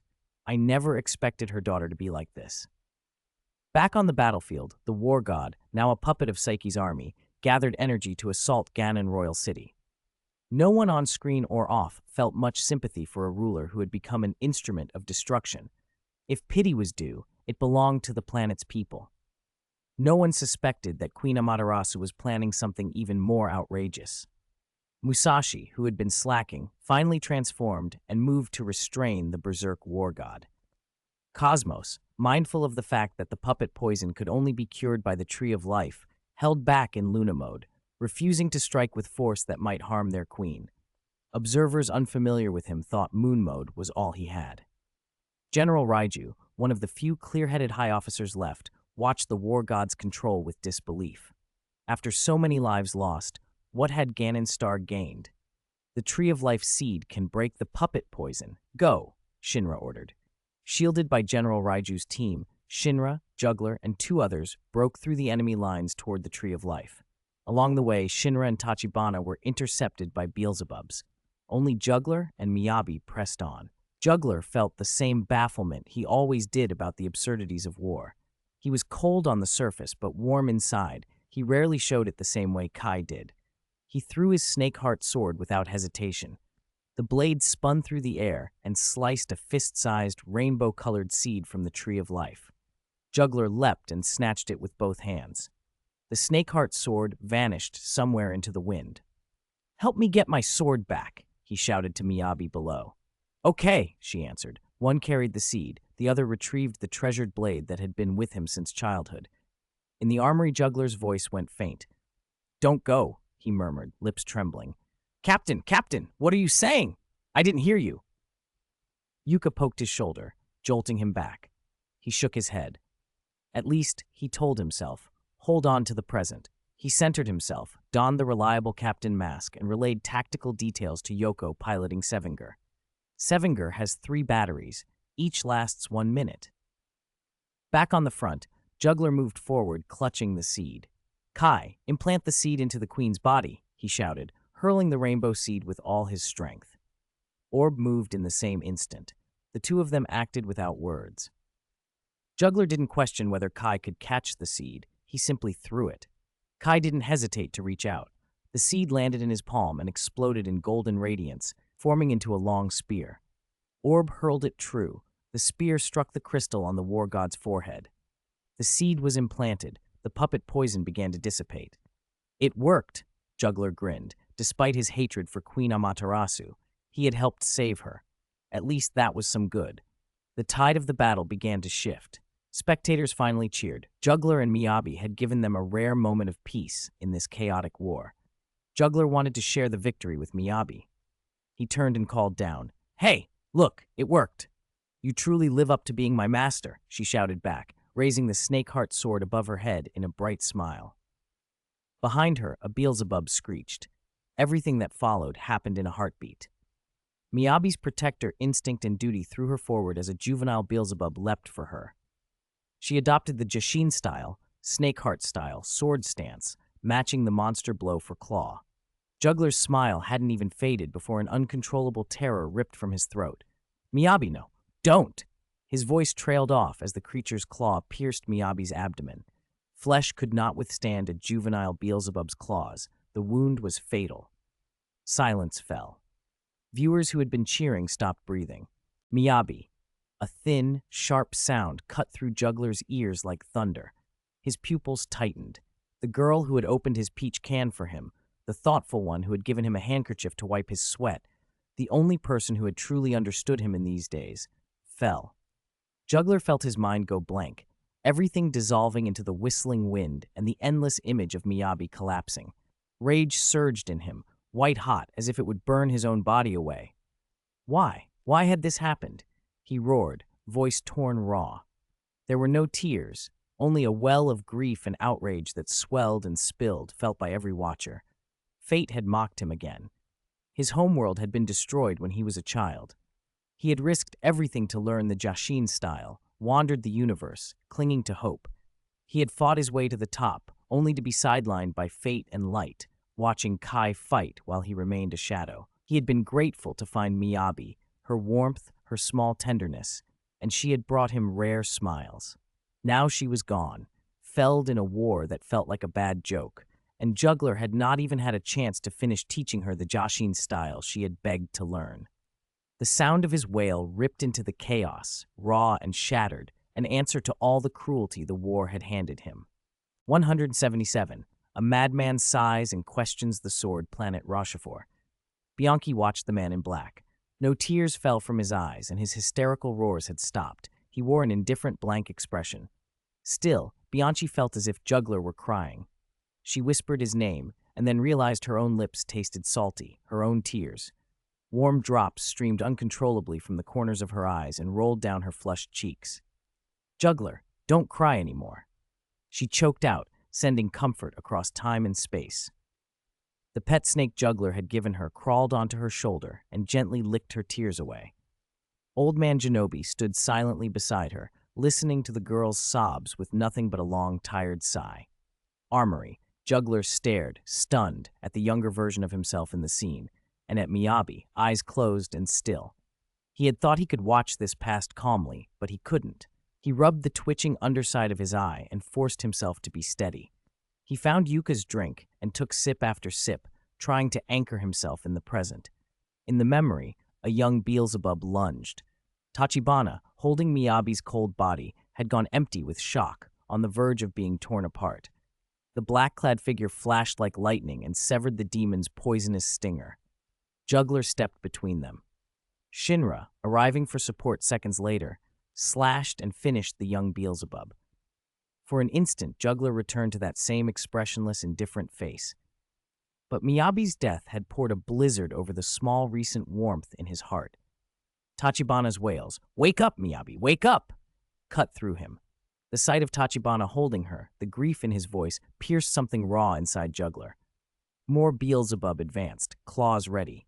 Juggler didn't take his eyes off Miyabi's serene face. Every moment they had shared replayed over and over. He felled the attackers without turning his head, blades singing. Voices from the scene. "Master, your swordsmanship is amazing. What style is it?" rang distant and hollow. He knew it wasn't love in the romantic sense. They'd only known each other a few days. Their bond wasn't a sudden affair of the heart. It felt closer to the way Zero and Zeta had known each other. More than master and disciple, but tempered by something simpler and truer. Miyabi had been one of the few people who could reach him, one of the only ones who had drawn something like joy out of him in recent times. Even Kurenai Gai, his close friend, hadn't understood his private aches the way Miyabi did. Now Juggler blamed himself. If he had taught her the Joshin style, the Snakeheart style sooner, if he had warned her not to show off with half-baked swordplay, and instead use her practiced Ganon Star techniques, if he had been a greater warrior of light, stronger, how many ifs were there? Too many. The sword in his hand felt like it had a will of its own. His sight never left Miyabi, and yet he kept cutting down the demons. When the last monster fell, the only thing left was the cold wind and the ravaged quiet. That regret, burning and raw, did not ease. Old soreness rose up, the sting of being rejected by the light, the bitterness of being cast aside by Kurenai Gai. His heart had no room for anything else. The sword went icy in his grip, that chill creeping through him until it felt like cold glass inside his bones. But the cold did not quench his fury. It fed it, sharpened it into something more ferocious and bloodthirsty. "The circle of light did not choose me," he howled to the sky, and the wind answered. Darkness seemed to gather from the depths of his soul and twist him from within. His body changed. He touched his face in disbelief and saw the blade's cold glint reflect a ferocious, unfamiliar visage. In that instant, he understood. He had awakened another power. The phantom demon form, malevolent, coiled energy, was born in him. "Juggler has turned dark," people muttered. "He did everything. He even freed the queen from the puppet poison, but why did it end like this?" Memories of other slights surfaced. Who remembers that 0500 didn't even pay Brother Juggler, making him work for free? A painful collective ache pricked a host of onlookers. Perhaps Juggler's lament was too tragic. Perhaps they finally saw the scars of a man always misunderstood. Kurenai Gai inhaled slowly and exhaled. He had overlooked his best friend's feelings back then. He hadn't noticed Miyabi's attempts to help Juggler. Seeing this scene, seeing Juggler's loneliness at moments he had ignored, made him realize the truth. He had walked the world knowing the power of Orb, using it to save many, but he had let down the one who had always stood by him. The person who truly understood Juggler had died in a brief moment of warmth. No wonder Juggler had later roared at him, wondering why he could never win, why he always lost. Kurenai's eyes grew wet. He hid the split screen of the guest seats, looked up, and closed his eyes tightly as if to hold the memory together. Somewhere else, Juggler in the armory gave a small, bitter smile and murmured to himself in a voice only he could hear, "You can still cry? I haven't seen that in a long time. Aren't we long past owing each other anything? What's there to cry about, you fool?" Kingdom Universe. Tregear watched and chuckled darkly, thinking of Hikari's madness on Arb Planet, of the Hunter Knight Swordsman, of phantom demon forms, karma born of anger and hatred. He remembered his own descent on planet Tista. Hikari, Juggler, himself, each of them seemed to have people who cared for them, yet no one truly understood what was inside. The other two might have found friends who helped them move on. What had Tregear sought, really? Looking at Juggler's phantom demon form, Tregear fell into his own thoughts. Back in the scene, Juggler's gaze burned at the towering tree of life. To him, everything, wars, sacrifices, endless suffering, traced back to that tree. It had become the planetary prize, the core, the spiritual pillar of the people, but in his eyes it was a demon. Juggler! Captain Shinra stood at his side, uncertain how to comfort him or understand the sudden transformation. None of the present could explain where Juggler's shift had come from. Aside from Kurenai Guy, there was no one here he cared for. The queen had just been freed from the poison and lay exhausted. The Warrior of Light was still fighting a never-ending wave of monsters. Ganon's military and civilians were still paying in blood. He looked down at the cause of so much strife, at the Tree of Life, and said coldly, "The Tree of Life is this planet's treasure, right? Its core, its spiritual pillar. But that tree, in my eyes, is a demon. All your myths, all your faith, they come from that tree. It is the root of all evil." His intent registered slowly across faces. If the tree was the cause, then cutting it down would end the wars, the sacrifices, everything. Shinra's heart leaped with fear. "Wait, what are you going to do?" "Without that tree, the war will end," Juggler said. "No more sacrifices." He leapt into the sky. The blade in his hand flared with a purple, bewitching light. Dark purple energy coiled along the sword chi and burst forth in a massive arc. Under the shocked eyes of countless watchers and the terrified gaze of the people of Ganon Star, the great snake-heart sword cleaved through the war goddess who had rushed to block him, leaving a long, narrow scar across her arm. Its momentum did not stop. With a single, decisive stroke, it sliced through the towering Tree of Life itself, the tree that had gathered the faith and worship of Ganon Star for 10,000 years. The colossal trunk split and began to fall, and with it the very symbol that had shaped a planet's destiny. The shadow of the Tree of Life nearly covered the entire royal city. Countless ordinary citizens watched, stunned, as the giant tree toppled and crashed toward them. They stared in disbelief, first, because they never expected the ancient Tree of Faith to be felled like this. Second, because even if they wanted to flee, they couldn't. This might stop the war for now, but what about the royal city and the people in it? Someone murmured. A realistic problem is, when a disaster hits, we don't know if we'll still be citizens of the royal city. There's no better option. Others don't have the strength or are still hesitating. Juggler, after Miyabi's death, actually acted. That counts for something. So it's a trolley problem. Sacrifice these citizens and the planet's faith, or let the war continue. But this is only temporary. The war won't end here. And with the Tree of Life gone, who will control the puppet poison?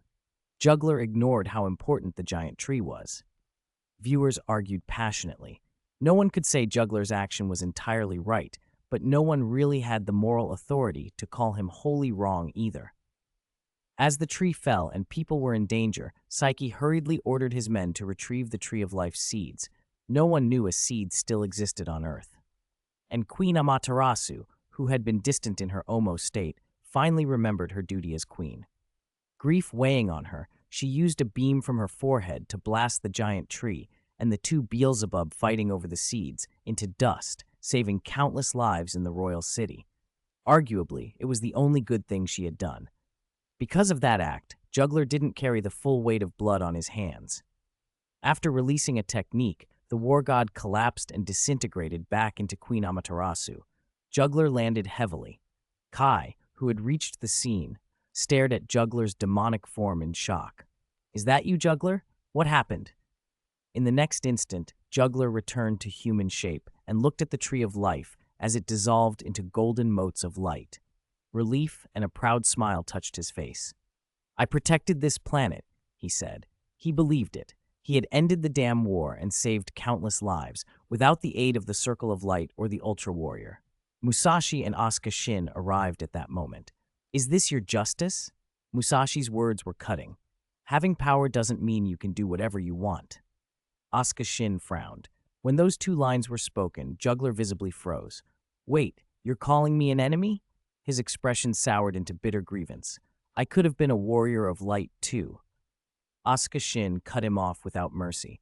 "This isn't the warrior of light's way of fighting." Musashi added smoothly, "You know that, don't you?" Comments and murmurs rippled through the crowd. Did he just say what Master Gao would say? Is this really Asuka Shin, the one who sings I Just Want to Protect You? Why would the two who combined into Saga earlier say this? Juggler isn't a warrior of light. The Circle of Light won't even pay him. He's working for Kai. Even if his method wasn't best, he actually did something. He shouldn't be blamed like this. Let's see what Kai says. He'll understand his brother, I believe. The exchange set the viewers abuzz. Juggler, standing in the armory, sneered and raised a hand to his ear. Asuka Shin, please tell me what the Warrior of Light's way of fighting is. In the crowd, Bianchi's face crumpled. Grandpa, why are they condemning him even though he ended the war? She felt 100 shades of bitterness for Juggler. From the moment he decided to cut down the tree, he was destined to be reviled. Shinobi, clearer-eyed though still puzzled by the other's reactions, patted Bianchi's head. Don't cry, child. He wouldn't want you to. On planet Jiran, Justice's anger seemed to take shape. Waves of light rippled from her body. For the usually composed Justice to boil over like this said how furious she was with Master Gao. She glared and launched a punch. Do you know what you're saying? Fine, Dinah isn't here so I can't hit him, and Juggler isn't here so I can't apologize to him for you. But you. Justice! Master Gao raised his hands to deflect. How long has it been since we sparred? Let's have a proper fight. Justice roared and shifted into crusher mode. Beneath her calm voice was a hot temper. She never held back from anyone she wanted to punish. Her battle cry was rougher even than Master Gao's. An overwhelming aura burst out. Master Gao, also known as Cosmos, knew Justice's power in this form and switched to future mode. A rare, titanic duel began. Monsters of Jiran, led by Chaos Header, watched with curiosity. In the distance, Ayano held Sora and watched the two giants clash. Mom, why are they? Sora asked. Ayano stroked her son's head. Your father messed up, and Justice is punishing him in Cosmos. After a round, Master Gao, admitting his error, suffered for it. He took several brutal hits and was hurled 1,000 meters, crashing to the ground. Justice's crusher attack came like a gale. Master Gao didn't dodge. He intended to take the blow and let her vent. But Justice didn't strike to kill. Backlit, she stood over him and withdrew the final blow. Cosmos, she said, breathing deeply, the kingdom sent people to attack you before. Dracion allowed me to respond. When the time's right, I'll go reason with them for you. She couldn't bring herself to finish the punishment. Sometimes I don't know what's wrong with you, she added. If you feel guilty, then work harder to help others in the future. You can change forms, can't you? She changed her fist to an open palm, took his hand, and helped him up. In the Decker future universe, Decker laughed. Ho, what you said is enough to make me want to punch you. He glanced at silent Dinah and dropped the playfulness. Asuka Shin, sometimes you really feel like a stranger. A stranger? Dinah looked up at the stars and felt it too. Sometimes the passionate self who'd be eager to join Juggler, cutting the tree, felt controlled by something else, no longer the Asuka Shin who once swore to protect. He couldn't grasp it. Still, he owed Juggler an apology. He'd probably been holding resentment for that comment a long time. But you're not like that now. Asuka Shin is still Asuka Shin. Decker's words cleared the confusion. Dinah smiled and stood. Let's go have a big fight with those sphere. On the Land of Light, Ace admired the mercenary's courage. Juggler's way wasn't ideal, and it couldn't solve everything, but it was the only choice at the time. The red-caped veterans, hot-blooded and blunt, nodded in agreement. If the war god hadn't changed at the end, countless innocents might have died under the tree, Minami Yuko said, pity in her eyes. Her pity was mostly for Juggler. Everyone had watched his every move. Before making the decision, he'd wanted a perfect outcome. His desire to protect was no less than any warrior's. Choosing, even imperfectly, beats indecision. A man who made the choice got turned into a sinner for solving the problem, Ace mused. So his method wasn't the Warrior of Light's way. He shrugged. He'd heard Juggler was wanted by Ganon Star, the Interstellar Alliance, and even 7 universes. But Ace wasn't Princess Yulian. He wasn't bound by diplomacy. He thought the Alliance were a bunch of foolish birds he could look down on. He changed the subject. The Warriors of Light here also didn't act as they should. No wonder they didn't contact Zero. Zero would have fought Dinah on the spot. A coup. Zero, still in the 4-dimensional sewer, rubbed his nose. Who's talking about me? He glared at the screen and clenched his fists. Good thing you didn't call me, otherwise. As the land's most passionately righteous young Ultra, he felt Juggler's deeds made his fists tighter. Sigh, what's Zeta doing? I should figure out how to get out first. Back at the scene, Asuka, Shin, and Musashi's words had taken the light from Juggler's eyes. General Raiju arrived with his troops. He privately approved of Juggler's action. If they'd relied on the Queen, Ganon Star might have turned everything into another L-77, but he was still a Ganon official. Juggler's public injuries to the War God and the felling of the Tree of Life demanded arrest. You wounded Her Majesty the Queen, Raiju said, sword leveled. Juggler gave him a cold look. I saved you all. I saved this planet. The war is over. Kai stepped forward and motioned for the general to lower his sword, approaching Juggler. Perhaps Kai would finally speak up for his friend. Viewers held their breath. Under everyone's gaze, Kai leaned close and whispered beside Juggler, I'm also very saddened by Miyabi's death. The sound struck Juggler deep. The reproaches of strangers had stung, but what hurt was Kai, his closest companion, the one warmth left in this place, also not understanding him. The memories of traveling the universe with Kai, their mercenary days, the time Kai risked his life to save him during the battle with Bemstar, they all flickered and were swept away.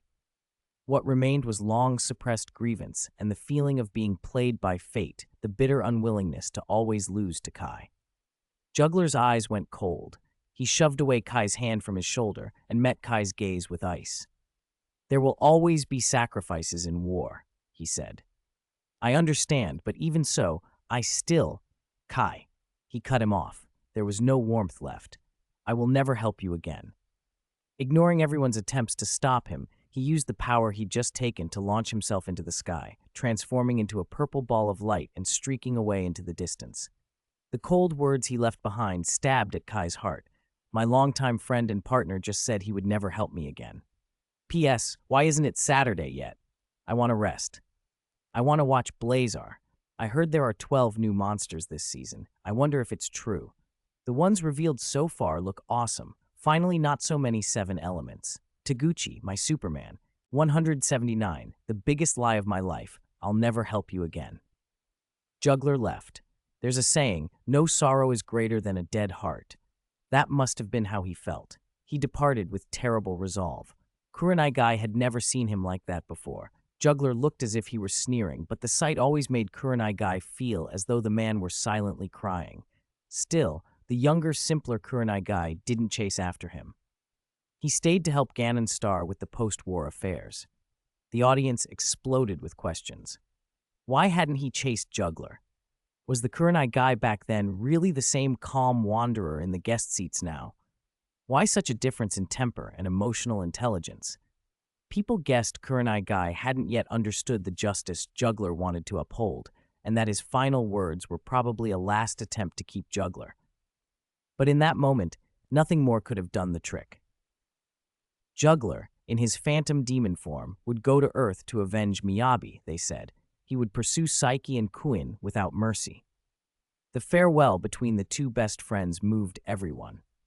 That sorrow quickly turned to anger, and it was directed at Queen Amaterasu. If she hadn't stirred up so much trouble, none of this would have happened, people said. Yet what they didn't expect was that the Queen's fall wouldn't stop there. Although the Tree of Life on Ganon Star had vanished, there was still a Tree of Life seed on distant Earth, and it was sprouting now. That information came from Queen Amaterasu herself.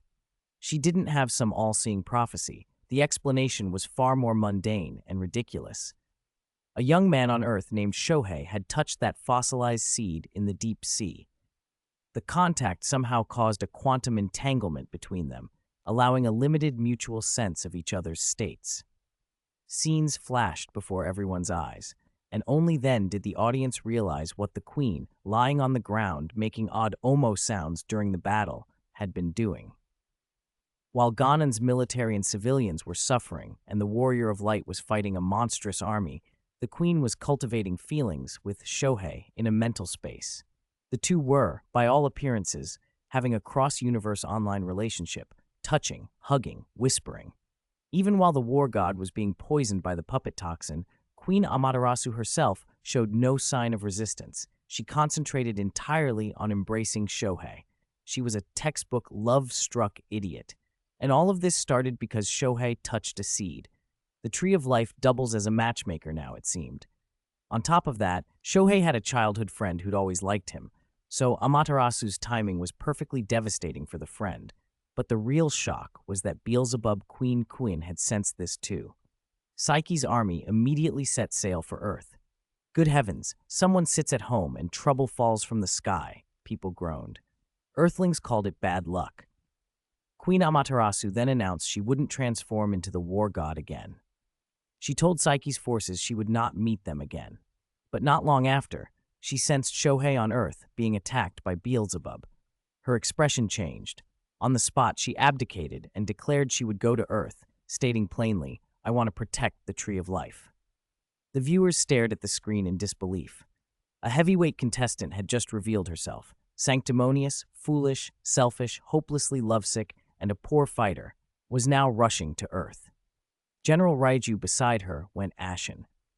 After the ravages of war on Ganon's star, after so many had lost their faith, loved ones, and homes, its queen chose to abdicate only to see her online boyfriend, and she shamelessly claimed she was doing it to protect the Tree of Life. Anger flared. Then people allowed themselves a rational thought. If she was willing to go to Earth, might she at least bring troops? The answer devastated them. She brought only 2 bodyguards, Shinra and Tachibana. She insisted she would not transform into the war god again, that she would not fall in love with Shohei again. She only wanted to protect the Tree of Life. Justice's anger, which had cooled, flared back up, and he glared at Master Gao beside him. Juggler, watching, clapped and laughed loudly, strangely delighted. Kurenai Guy let out a bitter laugh and sighed at how foolish he had once been. If he could go back, he said to himself, he would still help Ganon's star, but this time he would trust his good brother completely and never let that scene repeat. Damn it, it's a pity Juggler didn't cripple the queen back then, some muttered.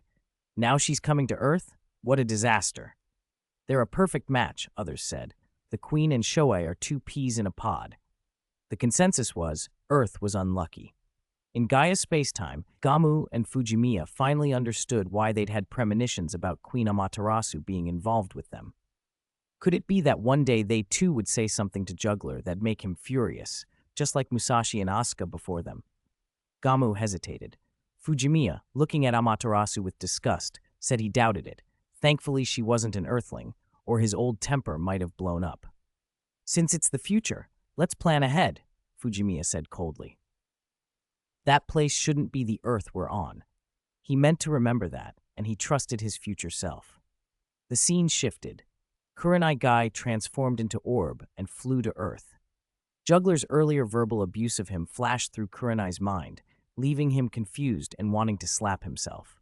Everyone else could criticize Juggler, but as his best friend, what right did Kurenai Guy have to hesitate? Still, he put doubts aside and set his mission first, heading toward Earth. Not far away, a purple demonic shadow appeared. Juggler had not actually left. He waited near Ganon Star's outer space. Seeing Orb fly to Earth alone, he snorted coldly. You half-baked third, how dare you go to face Psyche's army alone? After a string of curses, he transformed into a purple streak and followed Orb. Viewers typed out question marks. Wait, wasn't this the same Juggler who swore he'd never help again? Why was he waiting for Kurenai Guy outside Ganon Star? Juggler, it appeared, was a classic tsundere. Hikari, watching, looked at the back of the phantom demon form and felt déjà vu. Perhaps deep down he still yearns to protect, gentleness remains, he said. It also suggests he will suffer greater setbacks later and fall down a darker path, becoming a notorious wanted criminal across the 7 universes. Mebius smiled. At least the Land of Light will always welcome him, he added. The Land of Light had even arranged a special ultra signature for Juggler. Having weathered countless storms, even with blood on his hands, he can overcome his inner demons and regain his protective heart. That makes him no lesser than any ultra warrior. On Earth, 2 ultra warriors fought Beelzebubs in the sky. Gaia struck first, intending to hit the enemy and rescue the captured Shohei. A Beelzebub ambushed him from below and slammed him to the ground. Dust and shattered stone flew across the big screen. Gaia, Daichi's dutiful son, had been momentarily overwhelmed. After the ambush, he blasted his signature battle BGM and beat the monster with brutal force. The audience clicked their tongues in admiration and confusion. Gamu scratched his head. Were he and Gaia really that weak? With his physique and power, shouldn't he be one-punching fodder like this and then soloing Psyche's army? Perhaps they'd been debuffed by Queen Amaterasu, he fretted. On the other side, Orb had rescued Shohei, cradling him while they flew. Behind them, a Beelzebub readied its poisonous stinger for a sneak attack. The viewers grew anxious. Orb hadn't noticed. He was still talking to Shohei, and no one else was watching the flank. If Orb were poisoned by a puppet toxin, the embarrassment would be enormous. Then, in the next moment, a dazzling sweep of purple sword energy ripped through the void and cleaved the Beelzebub in two, fireworks of gore and light. Orb and the others caught only a glimpse. Juggler in his phantom demon form had struck. With a single lethal blow, he sheathed his sword and left, eyes cold, offering no comradely nod to Orb. Even so, Kurenai Guy felt a mix of joy and guilt at his best friend's arrival. After Orb flew away with Shohei, Juggler shook his head in dissatisfaction. "You're still so careless," he scolded. "The enemy is right behind you, and you act like a blind man." Viewers gaped. Didn't he say he'd never help again? This looked like doting. No sooner had Juggler finished speaking than a flapping sound came from ahead. Another Beelzebub leapt into the fray, its massive claw striking faster than Juggler could react. He gripped his snake-heart sword with both hands and met the blow, sparks and purple light showering the scene. Even in his demonic state, he was far stronger than before, but still not enough to take on a Beelzebub toe-to-toe. The impact threw him off balance, and the enemy's claw swatted him down. He fell straight into the sea. First Orb had been ambushed, and Juggler came to his aid. Now to see Brother Juggler slammed into the water alone made countless fans clutch their chests. The Beelzebub landed, preparing to finish the small figure. What neither it nor the audience expected was that Juggler's fall disturbed another equally aloof, equally tsundere existence. Gaia Spacetime. "I was wondering why I hadn't seen you since I came out, so that's why," Gamu murmured. He had watched Juggler fall into the sea and felt a strange relief. Fujimiya suddenly asked, "If we act on what we think now, will it change the future?" "It probably will," Gamu replied slowly. "What do you want to do?" Fujimiya fell quiet. Queen Amaterasu might intercede for the Choju. She might even forgive Dr. Psyche in the end. But Psyche would still attack Earth. The man who had started the war and caused so much suffering, Fujimiya's eyes narrowed. A cold hint of killing intent flickered through them. On the screen, Juggler plunged into the waves. Beelzebub bared its fangs and claws, ready to finish him. Then the sea before it began to tremble. A blue-purple light rose from the depths, brighter than the sun. A sacred melody swelled, as if the earth itself was announcing the arrival of a warrior. Beelzebub froze, staring dumbfounded at the glow. The water erupted. Endless waves rolled like thunder. Thousands of beams of pure ocean light burst forth. The sea split in two, forming a corridor. Between the divided waters, a figure took shape, kneeling on one knee with one hand on his thigh, the other supporting him on the ground, head bowed. At first glance, he resembled Gaia, only his primary color was blue, not red. Ultraman Agul. The light faded. Agul lifted his head, glanced sideways at the bewildered Beelzebub, and the look alone spoke volumes. "You threw someone into my home and expect me to be pleased? You hit my head. Do you have any idea what you've done?" Voices erupted across the viewing ranks. "Ah, my eyes! Who's showing off with that light? Splitting the sea, that's unprecedented. Like a god. Why don't the Robo Brothers water crystals show his image? He seems way more water than me." News of Agul's entrance spread like wildfire. The heavens and the sea had opened for him. It was an entrance that left everyone breathless. He offered no battle cry, no proclamation, only disdain. He was arrogant, unmistakably so. "Good, that's the aura I've always chased," Zero muttered, a young ultra-warrior marveling from his narrow vantage in the sewers. The underage warrior finally found a senior to admire. Juggler, now human again and soaking wet, crawled awkwardly back to the shore. He watched as Agul executed a graceful backflip and landed on one knee behind Beelzebub. Before Juggler could fully take it in, Beelzebub shrieked and unleashed a massive energy ball. The explosion engulfed Agul. For a moment, everyone thought he would dodge or raise a shield, maybe switch forms to a defensive frame, but Agul stood his ground and took the blast straight on. The smoke cleared, and he was unscathed. A hush ran through the crowd. Beelzebub staggered. Agul rose slowly, extended his right hand with his palm up, and made a single beckoning motion toward the monster. The gesture was a provocation, calm, contemptuous, utterly unnerving. Beelzebub bristled. Juggler, filthy and resentful, crawled onto the beach in time to see it all. Another giant of light. Had he been poking at the Ultraman's nest all this time? Yet this one felt different, colder, more theatrical. Agul walked toward Beelzebub with leisurely arrogance, his back to the enemy the whole time. Beelzebub, unsettled, kept its distance. The sight was infuriatingly stylish. Agul walked with his back turned, and yet dominated the fight. He was a living display of contempt. When he casually chose to advance to the left flank, the move disoriented Beelzebub. The cosmic demon charged, only to be struck cleanly by 2 punches. It hesitated, came back, and Agul answered with a slick 3-kick combo that left it staggering. Juggler seethed. Another giant of light, another thing to hate. But he couldn't deny the effectiveness of Agul's movements. Agul rode a momentum stomp into a sacrificial kick that sent Beelzebub flying backward into the mountain with an earth-shaking crash. Rocks and debris rained down, throwing up a shadow over the beach, and Juggler happened to be in that path. As jagged boulders hurtled toward him, Juggler impulsively reached to transform into his demonic form. Agul, noticing, decided to help put on one final bit of showmanship. A brilliant blue blade extended from his right hand, and with a sweep the holy light reduced the falling rocks to dust.